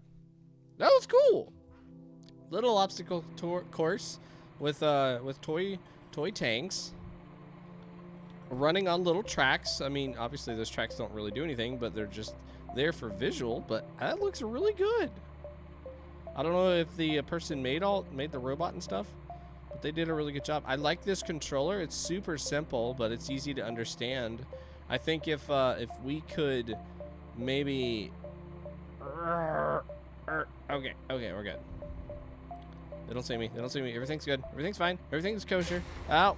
Okay, we're good. All right. Oh, no. All right. Back it up. I think if there was a way for us to use the buttons... Please don't kill me. Please don't kill me. Please don't kill me. Ow. Is he dead? Ooh. Maybe on the mouse, like if we can make those mouse buttons or something, I think that might be a little better. Oh, no. He's gonna eat me! Oh, kill it. Oh, dang it. I thought I was gonna be able to get all the way through. But like if we could use those on the mouse itself instead of having to click, I think that might work a little better. Because if you think about like a remote, you're gonna have one hand controlling the joystick and then the other one hitting the buttons on the right side. So we could still kind of mimic that with one hand controlling the joystick, which is movement, and then the fingers controlling the buttons by, say, middle click or right click. Or, I mean, really, yeah, I want to have them separate still. I was going to say we could alternate between the two, but there's plenty of situations where we might only have one cannon exposed, and that will cost us some time if we have to fire both just in order to get the effective hit. I think the biggest thing that would help this experience is if we could lock the mouse on the joystick itself instead of the middle of the screen, because it always comes back to right there, which can cause trouble because we have to go back and click on the joystick multiple times in order to, you know, maneuver the way we need to, or even press the buttons to fire at something. Oh, it's gonna kill me. Oh god, it's gonna kill me. Oh heavens. Oh god. Getting confused. Here we go. Okay. Robots versus floating black tic tacs. Hey, we had lots of them explode, but I ain't dead. I was trying not to kill any of them, but it looks like I'm gonna have to kill. I'm gonna have to kill. But I could imagine us doing that old, what is that, isometric kind of view, where we're viewing all this from a very far distance and we're just kind of playing with these toys. That could be a lot of fun. Creating a whole bunch of different levels that use this idea. And we just have a controller that's floating out above us that we are trying to maneuver. You know what would be really fun? And this is quite of a stretch for the developer, but what if we did this in VR? Like you gave them the virtual controller, which in this case is the two Oculus controllers or Vive controllers, and then you have in front of you like a board game style table that it's running around on top of that, and you can walk around that table and see all of the action going on, but you're controlling RC style that tank, or maybe it's a toy car, or you know, something along those lines on the screen. That would be a lot of fun, and you could create some really complex levels with that idea. I like your first idea, deathmatch. Battle Royale. Oh, he zapped me. But yeah, I would really like to see that in VR. I think that would be it. That would be so much fun. Oh, AR. Yeah, I mean, we're just not there with enough technology yet. Our field of view for AR stuff is very, very small. Very, very small. But VR, we could definitely make this very, very quickly, because it's just, you are acting as the camera angle, and then you have, I think we're up to like, on some headsets, you can go up to 200 degrees, like the, I'm gonna butcher the name. Is it Pizar or something like that? It's their 5K headset that's got a huge field of view. I'm not sure, but there's something like that that has a pretty big one. Much bigger than AR is right now. But either one of those could do that. For AR, you could just use an existing table, map the four corners, and then drop that down, and you can walk around it with a controller. But I love it. I love this idea. I think this is really cool. This is a start to something that could be a lot of fun. And I like the toy idea, where we're really pushing heavy on the toy aspect like maybe Transformers or the tank battles, Toy Soldiers. There was an old Nintendo 64 game that was nothing but you were fighting as toy soldiers. Battle Royale, that could be definitely a way that you do that, where you have 100 people. Maybe we have, we'd have to find a way to do like a fog of war where it would still make sense, where you could see the whole map, but maybe not see where everybody's positioned. But still, nonetheless, I think that would be a cool little way to do that, where everybody in their own virtual space could be standing over top of this tabletop playing a Battle Royale style game. Maybe you have like a very quickly changing fog of war that is more of just like a radar around your character, and that's what you can see. And then in front of you, you have a longer field of view that you can see. That would make sense because that's your straightforward focus. That's where you're looking, so you can see what's directly in front of you. There'd be some complications there, but I think that could be possible. That would be a lot of fun. But as I said, the toy type of idea, I think, would be a lot of fun. Just a lot of fun. But good job. That was remote control Guntank by WC. WC. I don't know. I don't know. That's what I got. I tried.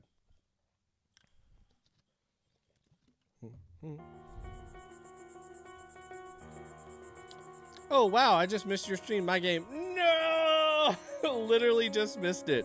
Yes. Hey Gareth, thank you so much for coming out, man. I really appreciate you. Love the thumbs as well. Thanks for being a subscriber. Have a great night. We'll see you next time. If you guys would like to help support my channel, you can subscribe as well. If you have Amazon Prime, you have one free sub every single month, and you can give that to any Twitch streamer. I would be happy to accept that if you would like to give that to me. I will stream for you and your games, and we'll play. But dude, I loved your game. Like, honestly, I was raving about that game. Let me turn this music down in my head a little bit. Go back and watch this VOD. We're almost done. We got about 30 minutes left, and you can watch that. But I know this might be way out of your ballpark, but to see like a VR version of this where we have a controller that we're using out in front of us, and then we can see the map down below, and we're really heavy set on this like toy approach idea. Transformers, tanks, race cars, army men, those kind of things, where we're playing with those toys in front of us in some sort of labyrinth or maze or puzzle or battlefield, if it's like the army man thing. That could be a lot of fun. You did really good. I like the controller that we had going on there. I gave you some suggestions, and I think the chat did as well, so go back and watch that VOD. We'll be done here in about 30 minutes, and you can check that out. But good job, dude. I could go on for that one for quite a while, coming up with other ideas and stuff for that. Yeah, you are very welcome. So this is Ehrlich from Silicon Valley, wanting to eat some shrooms by Gabriel Diaz. Man, I hate it. I can't pronounce these names. All right, so let's restart. We just get dropped into this world here. Eat or interact. Hey, this is... We played the older version of this game. Hey! All right, they took the suggestions. Now we see we were confronted with what our... Oh, yeah, this is Aviato. Was, I think, the first game? Or something like that. Find a startup name, which is what we did last time. Eat the shrooms, content, confront your first self. There's the shroom. Before we had... oh, I hit R. Before we had a giant cactus or something, which I'm assuming that's what these eventually became. That was just kind of floating around, and that is where we found ourselves underneath that cactus. So I'm hitting shift, and that does not seem to be doing anything. Oh, it is. It's just not that big of an improvement. Okay. Let's go nom it. Whoa, whoa, whoa, whoa, whoa! Hey, whoa, guys. Okay. Oh boy, it's nausea time. Oh, don't tell me that. Hey, look, another shroom. Oh, I have to find them all. Noms. Oh, you're kidding me. Oh, no. Oh, what are you doing to me? Gabriel Diaz, no. I'm gonna have to watch through my preview instead of the actual game. Well, okay. Hey, where's Sumo at? Sumo, get online. You need to be watching this. This is using your favorite feature. But at least it's not rotational screen shake, like that one game had. Oh, that was rough. I guess it kind of is rotational. It's just in a different axis. That one's not as bad as the left and right. This one's sideways. The what's the airplane term for that? The raw? Oh, I don't know. I'm almost afraid to open my mouth of how wrong I'm gonna be. Oh my gosh. Okay, at least it passes for a while. The yaw, not the raw. Is that right? I don't know. Boing, mushroom. At least the other ones would leave me alone. It's only purple now. Or, yeah, purple. Light purple. What the heck is the last one? It's probably underneath the level. I probably just need to go jump off, right?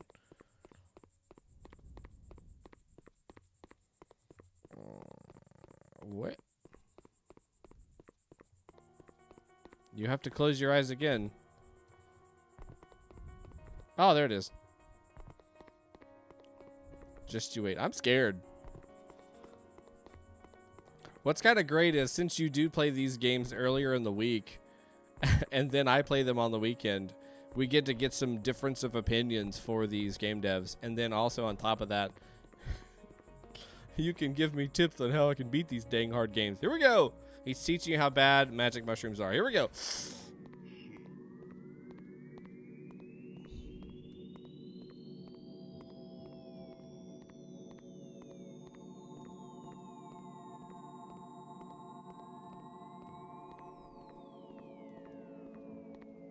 Are you kidding me? I have to go back to the starting area? That's not gonna happen. That is not gonna happen. Oh, I made it! You are successfully tripping. Go back to the starting. $1 billion name. Aviado. Alright. Here we are. Is that all she wrote? I've made it back.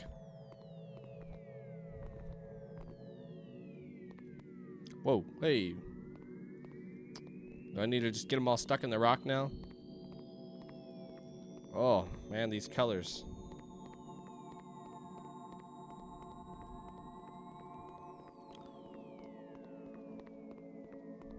So, we definitely have more in the game, which is good to see. I'm glad to see that things are starting to shape up a little bit more like a built-out level with a purpose. I'm kind of sad that it's just built off of the same assets as the previous game. We're just adding more to it. I would have liked to seen a new concept of this idea that maybe you were trying to go for. That'd have been fine. Still all fresh ideas instead of it just being the same literal assets. Can you escape the map? Yep, I could, and I did last time, so unless he's changed it. Yeah, I'm not really seeing a point. You know, I think last time I said this might be just a way for somebody to explain or help them come to a conclusion. Like in this case, if I tried to say, well, they are trying to find a name for what they want their studio to be called or whatever it is that this is going to become, and they wanted to complete this idea by making a game about it. Hey, robot hands, I forgot. Then we could do something like that. But there needs to be some more gameplay, and there needs to be some sort of choosing behind those things instead of it just being... Oh, what? Last time I fell through the level. Now he gave me a floor to walk on. That's nice of him. But, you know, give me some other names to choose from we really didn't have a choice. Last time we just confronted ourselves, we chose the name, and then here we are. In this experience, we're just playing with some different colors, screen shake, and some funky music in the background. Which is fine if you're learning, but give me some more substance. Come on, Gabriel, give me some substance. Give me that beginning, middle, and end with an experience that's going to make some sense. But as far as maybe what you've learned, you learned screen shake, you learned how to change colors of things, and you learned how to make things follow you. So you did learn some stuff. Unfortunately, I can't get away. Oh, wait. What's this? Oh, no. There's a portion of the map that was left visible outside of the world. This is my secret corner. It is mine, and mine only. Yeah, I think that's really all about it that I can say. I don't see anything else that's worth really talking about. Can I fall? Nope. I think that's about it. Well, good luck, Gabriel. I'd love to see your next experience. Hopefully, it will be a new and fresh idea. Come back to the channel. Come talk to us if you want to. We'd love to talk about your experiences. There we go. Finally found the fall. But thanks for making it.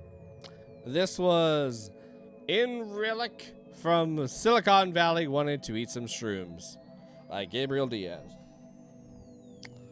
Next. All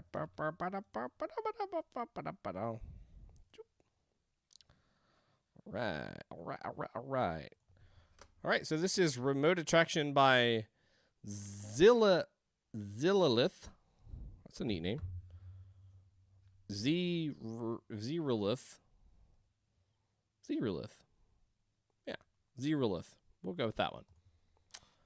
Remote Attraction. 10 minutes on the clock. Oh, I like this blue. It's pretty blue. All right. Left mouse button on the pedestal. Ooh. Left mouse button to attract objects. WSAD to move the move the crane. E to stop interacting. Got it.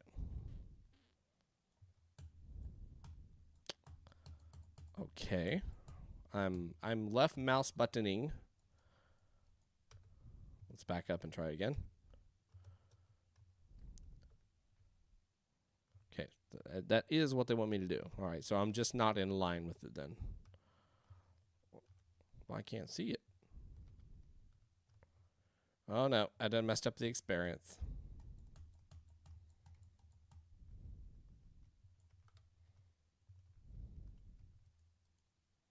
There we go. Ah, we just got to be right on it. Okay. Meep, meep, meep, meep. And I don't know if you saw, but on the ground, there was a laser letting us know kind of the position that it was in.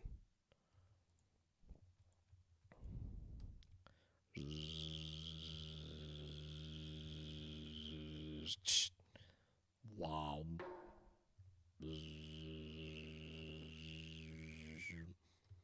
Wow. Open Sesame. Aw. There we go. I'll just push it around. Ooh. Portal style elevator. Let's go, baby. Yeah. All right. I'm game. Throw some music on.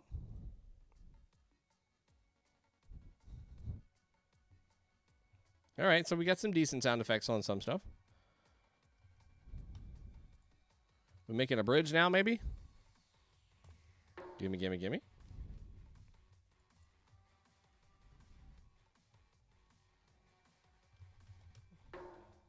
Clean.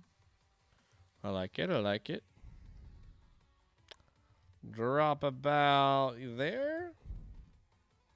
Cool, cool, cool. Feeling it, feeling it. Got a box away over there.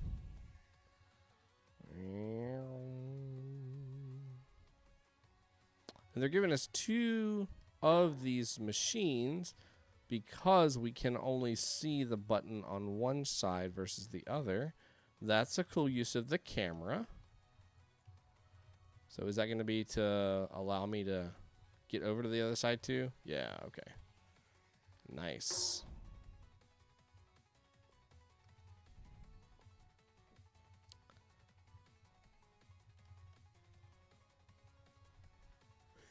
Portal 2? Absolutely. Such a great song at the end.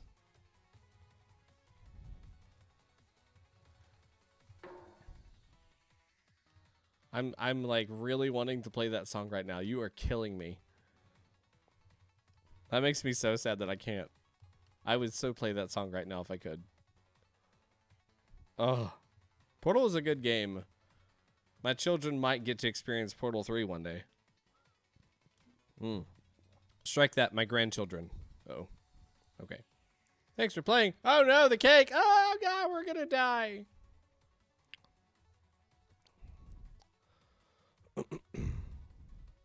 Well, it's fun. We had a couple to play with. That was neat. That was fun. The game felt very smooth. I think the very first one we had just a little bit of a glitch or something that just stopped the camera from like putting it on the track and then putting where it's supposed to.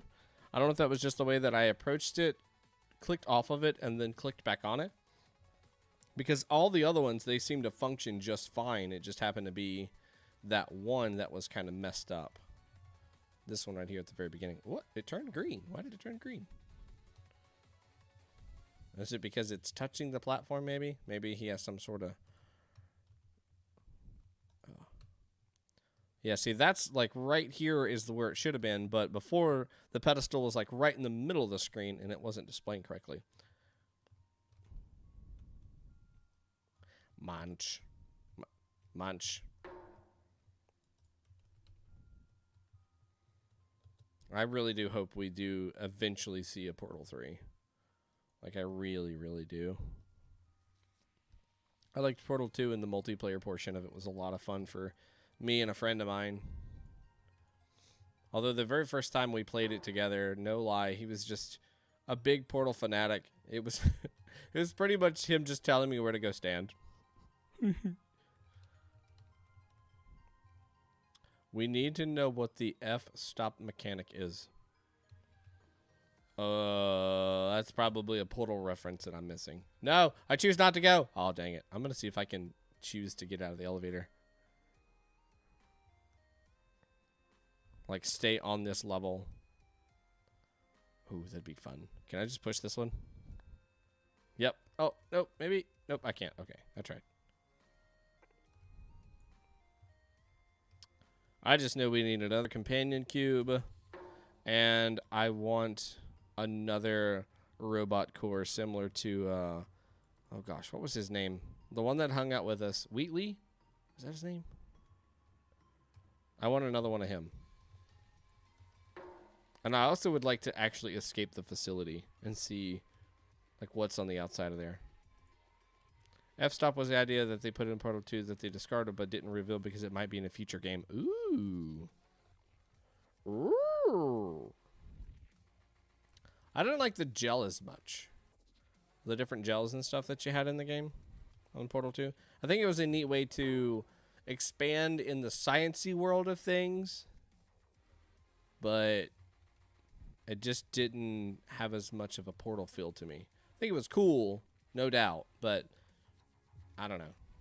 I would have preferred something else. Nope. But this is neat. Very clean and crisp. Very, very clean and crisp it feels. It's a very good job that. Good job that. Good job there.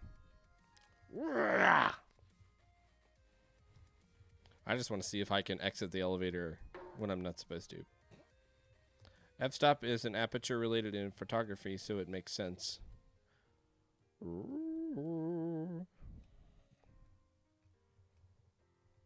Droppy. All right, and in, and then out. No, I'm free. Oh, it's a joke. I don't have a choice. It just teleports me anyways. Jerk. How dare they? What if I don't want to come here? I chose to jump out of the elevator. You can't just teleport me where I don't want to be. Got some weird light stuff going on there that's probably not supposed to be happening.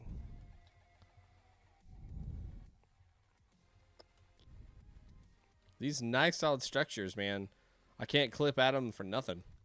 I don't have anything that I can smash the character against to try to jump out the walls, which is good.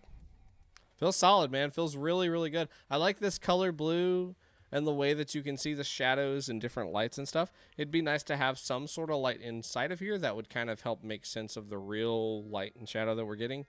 But the experience is smooth. It's easy to understand what it is we're supposed to be doing. Interacting with the objects felt really good. You had some simple sound effects for stuff. It'd be nice to have a couple more, like when we press the computer on the pedestal. That could be a boot up sequence or sound that you could have.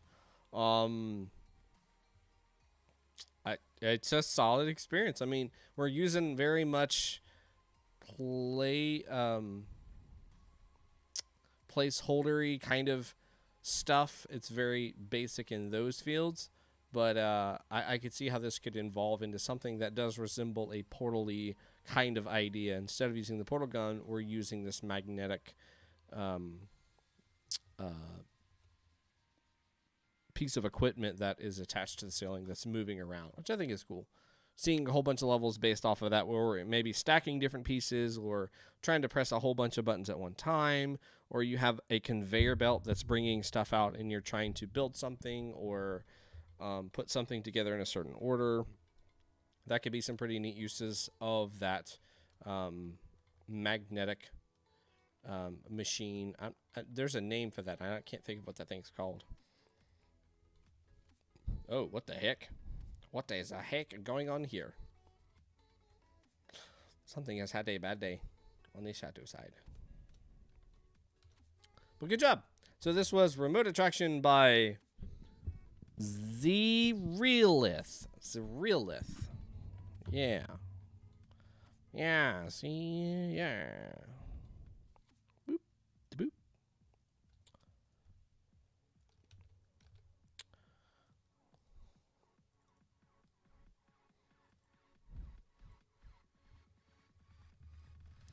So can somebody tell me that actually works in Godot? Does that extra screen, does the command prompt come up in all games until it's like you are ready to compile for the last time kind of thing? Or is there a way to disable that? Because I see that on so many games and I just don't like that. I don't know, it just takes away from the experience for me. It's like, this does not belong here.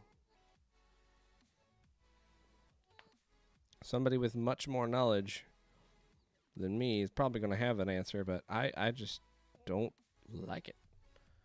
Next game, R.O.B by Postal83. All right, so this looks like a different R.O.B than Nintendo's R.O.B. This one looks like it's got an eyepiece and then a gun of some sort. Just gonna.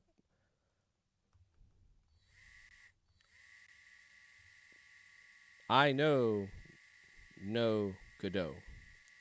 Use the meter to find the nearest bomb. Press space to act the bomb defense. All right. Are you a bomb? It doesn't matter. I'll just go under the desk. Aha. I think I have found... Oh. Hello, random bomb. Oh, no. What?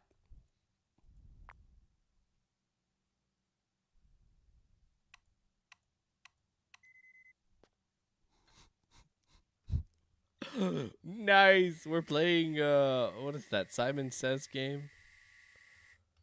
Bomb. Bomb. Bomb. Bomb. Bomb.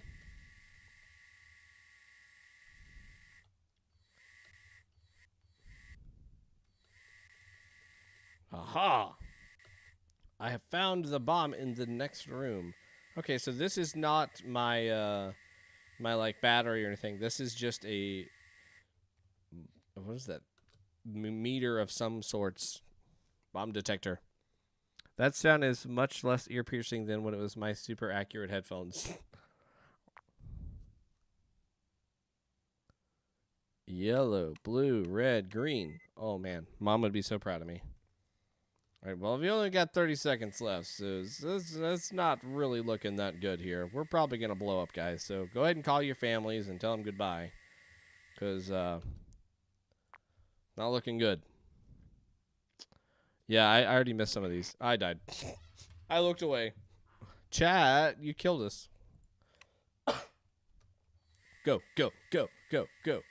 I can do this. I can do this. I don't have any dash or anything. It just kind of happens. Got him. Oh, and it changes every time. That's cool. I wonder if the bomb locations change too. That first one was there.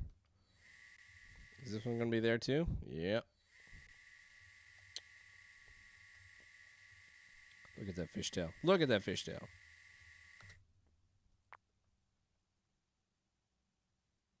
Meep, mop, meep, mop.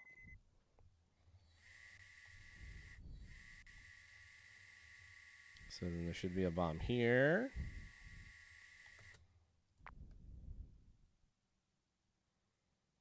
Meep, mop, mope, meep. And probably safe to assume there's going to be one here in the conference room. I mean, that's where I store all my bombs. None down that way. Oh, all right, or not. Got me tricked. What about up here? Nothing on the meter. Which tells me we might have one more. Or my meter's broken, because I'm not getting anything now. What the heck?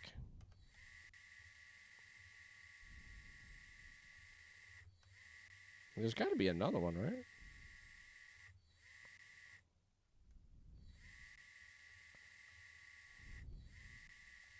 So maybe another one down here? Maybe in that far right-hand corner?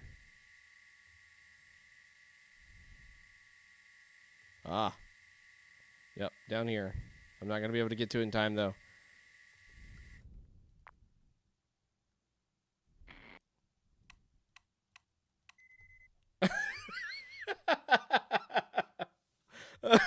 Because I had the screen still up, it didn't take it away. That's epic. That's awesome. Oh.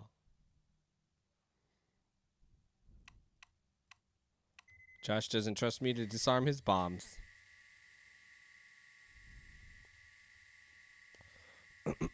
I'll get it this time, I swears.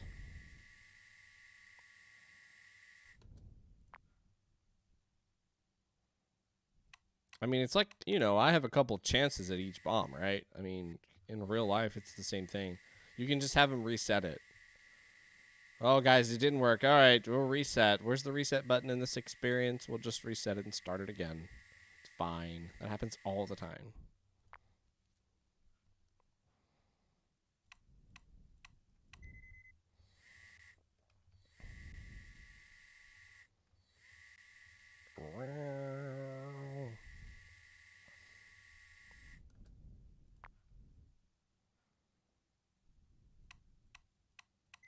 Josh, have you played that Keep Calm and Nobody Explodes? Or something like that? Keep Calm and Nobody Explodes? I think that's what it's called. Oh, there's more levels. Oh, crap, and the clock is ticking. Oh, I lost.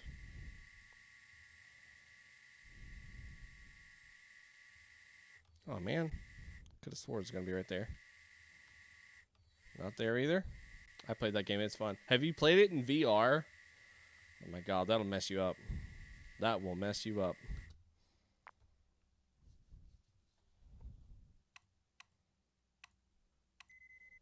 Keep talking and nobody explodes. That's the same thing. That's practically what I said.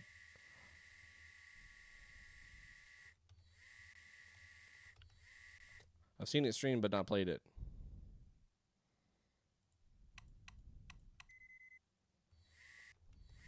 It's a lot of fun, but that game really will mess you up. It's extremely stressful. In the VR version, you can't see anything else. You're just looking at the bomb itself. So you have your friends reading out whatever the heck it is that you need to be doing. And because you have like surround sound headphones on, you're hearing like that alarm clock and it's really there. It's really driving you nuts. And you've got to deal with that. And then you're physically turning the bomb over with your controllers.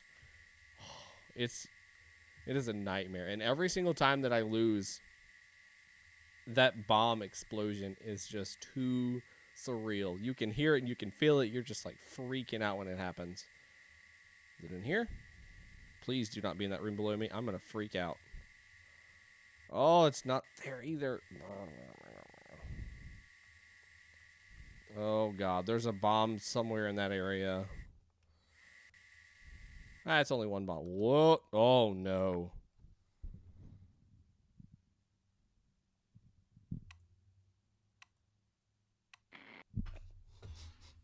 That's hard.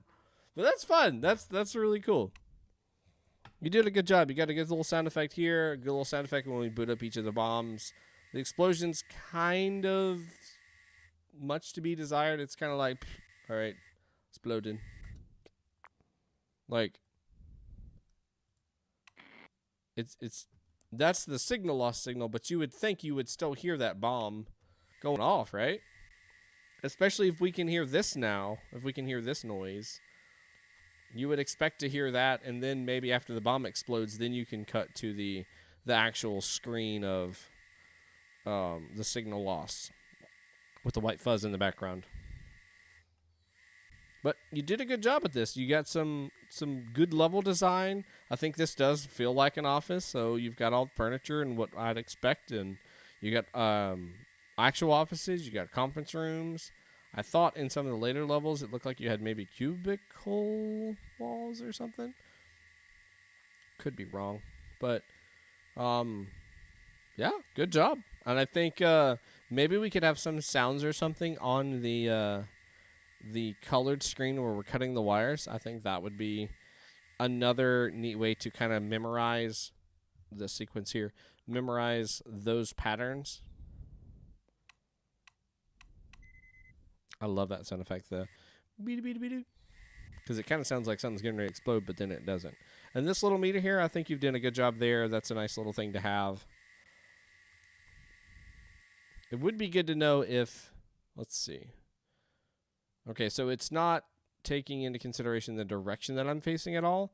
It's literally about just my center point. Is that center point closest to such and such? The clock had 5 twice. Did it really? That's awesome. Why not have 2 5 o'clocks? There's nothing wrong with that. Do what you want.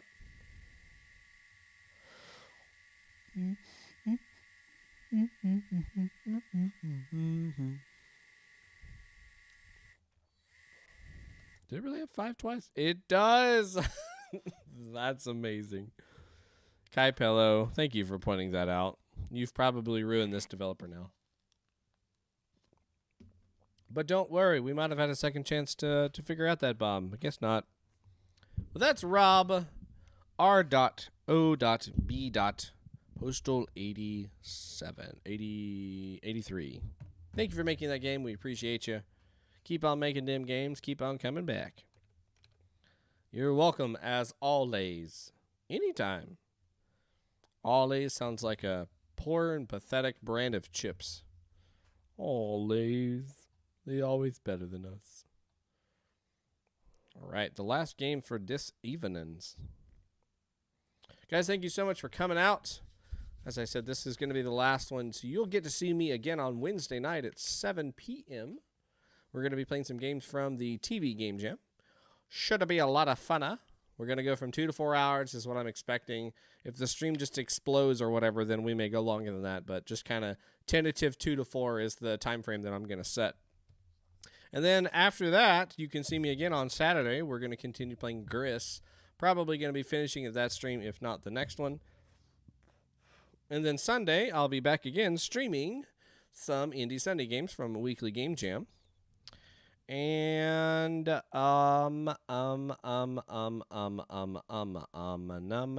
then the next time we'll have a larger type stream is going to be March 2nd.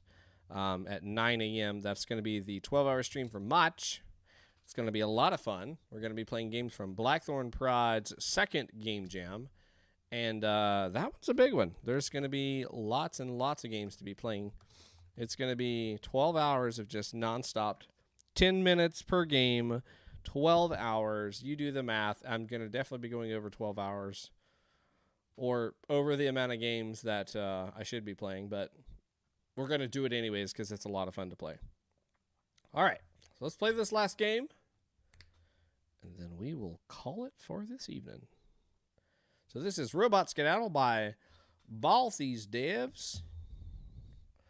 Robot Skedaddle. It was a successful day last night. The work on this new robot model went better than expected. I'm so proud of my AI programming skills. Huh? Where's that robot? Oh my. What have I done? It seems it tinkered with the other robots. What are they doing? What have I woken up into? I have to track these malfunctioning robots and scrap it. It seems like it's trying to escape the lab. I better hurry.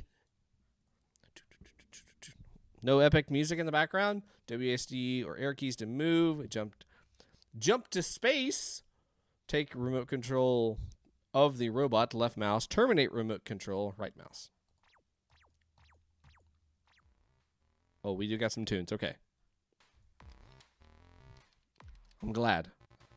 This felt like it was going to have some good tunes. More like what good people would say when they expect Pringles. I like all... Oh, ouch. Oh, what is this? Oh, no, I don't like that. Stop that. Zap. I have a punch bot. Punch. Woo! I'm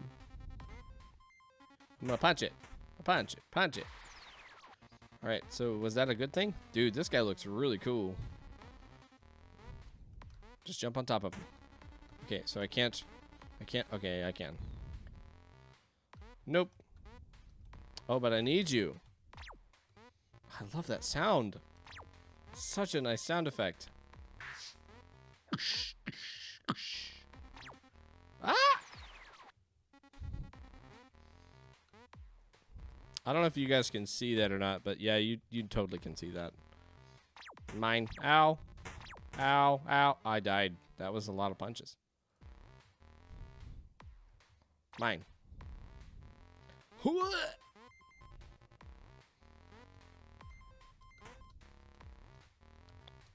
Oh, I can't jump on top of him? That's a bummer.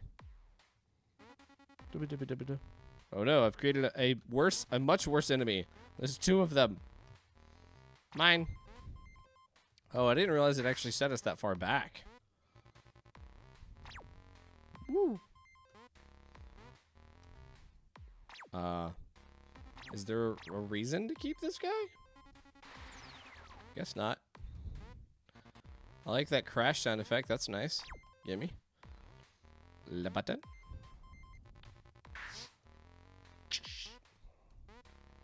Gimme.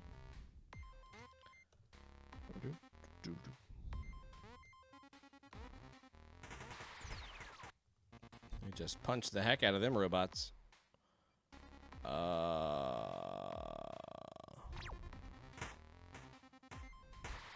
Guess it's probably just to let them beat up on each other. Okay. Whoa, whoa, whoa. You're not going to follow me, are you? Yeah, you are. Okay, all right. Here we go. And mine. Punch. Punch bots. Punch. You get punched. And I should have just jumped on your head. Thank you. Half for little robots. Gimme, gimme, gimme, gimme. Ow, ow, ow, ow, ow, ow, ow. Whoa, whoa, buddy, buddy. Buddy.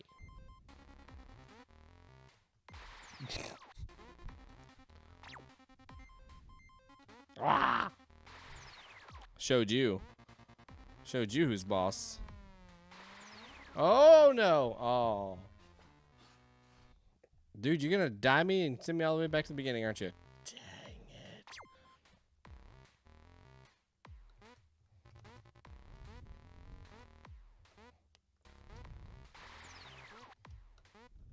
Huh? Huh? Huh? Huh? Dang it. What is the bar above my head actually doing? Is that for health? Or like time connected with Ribbit?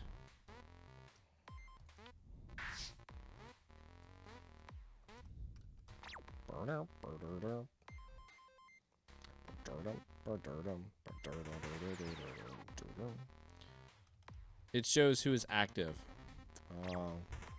Need a better indicator. Because it looks like it's some sort of progress bar. Not sure what the progress bar, like what we're showing progression with, but that's definitely what it feels like.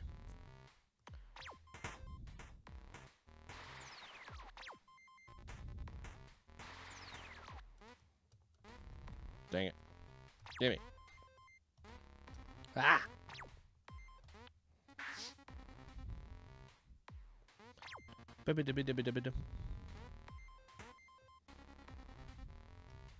Come on, keep going, keep going, keep going.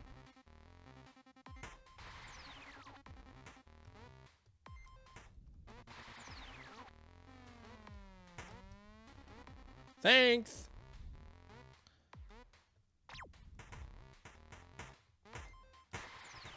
Is there something over here? Yes, there is. Another button. Gimme. Do not punch me. We're friends. Oh. Ow. Dang it. So there's still one there I can use. But I can't get back up there.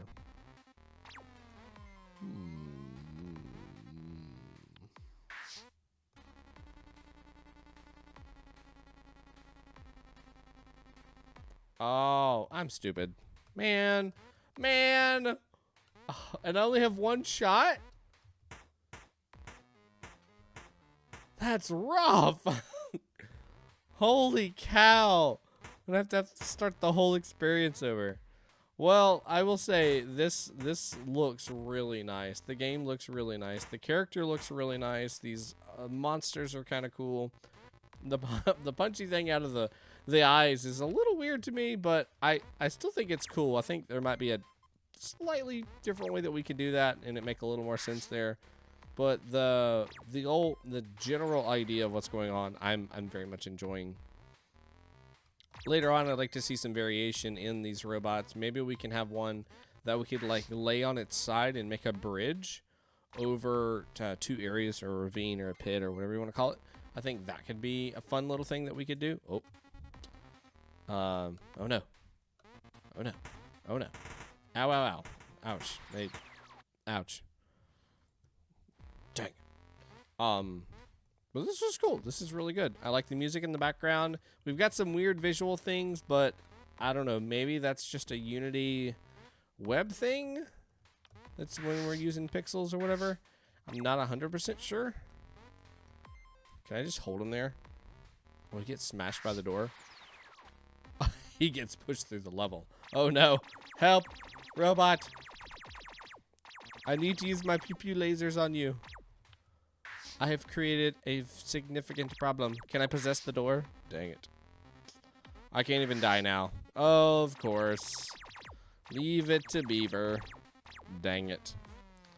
But, yeah, very fun game. Look, we even have light dispersing on this background. That's really cool. I like that a lot. It looks like an old film effect. Yeah, it looks like that. I don't think it's intentional. Because I know I've seen this effect in the past, and it's not a good looking effect. It may look okay on the stream, but it looks really weird and kind of breaks up the game. Because it's using tile sets. They're using tile sets to build all this out. And that's just the lines with the tiles. I don't understand why that's happening, but I don't like it. It looks weird. And then the other thing I said was our active bar. Think of like the Sims active bar as something as a reference that you could use, like a diamond, or you could just use a triangle. A rounded triangle would suffice, pointing at the character or the robot that you're using, instead of this right here, because this makes me think of a progression bar. How long I have control of this person or the robot or something like that. It's floating point rounding errors. Thanks, Unity. There you go. Jeshua knows. The character looks like a lot of fun. I really, really like the character. Some sort of nerdy person. They've got a little hair swoop thing, which is kind of cool. The jump animation looks good, feels good. The character's weight feels good. I point those things out because I see that too often where, like, your character feels like they weigh like as much as Bowser does, and then they can jump barely at all. Or other cases, you're as light as a feather, but then all the other characters can jump very little. Or just other weird combinations that just don't make sense with the world or like the way the character looks. That's really much. That's pretty much it. I like the direction we're going. Unfortunately, I wasn't able to get through the full experience. Looks like I got right to the very end, I think, and then got stuck. I can't really fault saying we need checkpoints. It's nice to have those in these experiences where you're going to expect a lot of bugs or weird things that are going to happen. Maybe it's not a full experience yet. Maybe the boss is way too hard. And then as you are tweaking the actual game itself, then you can go back and rethink, is it appropriate to have a checkpoint in this level or at all? But in these type of game jam experiences where really anything could happen, it's better to err on the side of caution and help that a little bit more, I believe. But that's a personal opinion. Everybody else may have their own opinions. So this was Robot Skedaddle by BalthyDevs. Thank you so much for making this game. We appreciate you.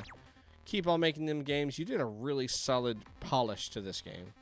I'm very, very proud of that. That looks really good, man. I really like that. So good job there. And that's your first game that you got posted on here. Dude, kudos. Awesome. Can't wait to see what else you're going to create. Well, guys, that is all she wrote for my stream. Thank you so much for coming out for tonight to celebrate some more games created during the weekly game jam.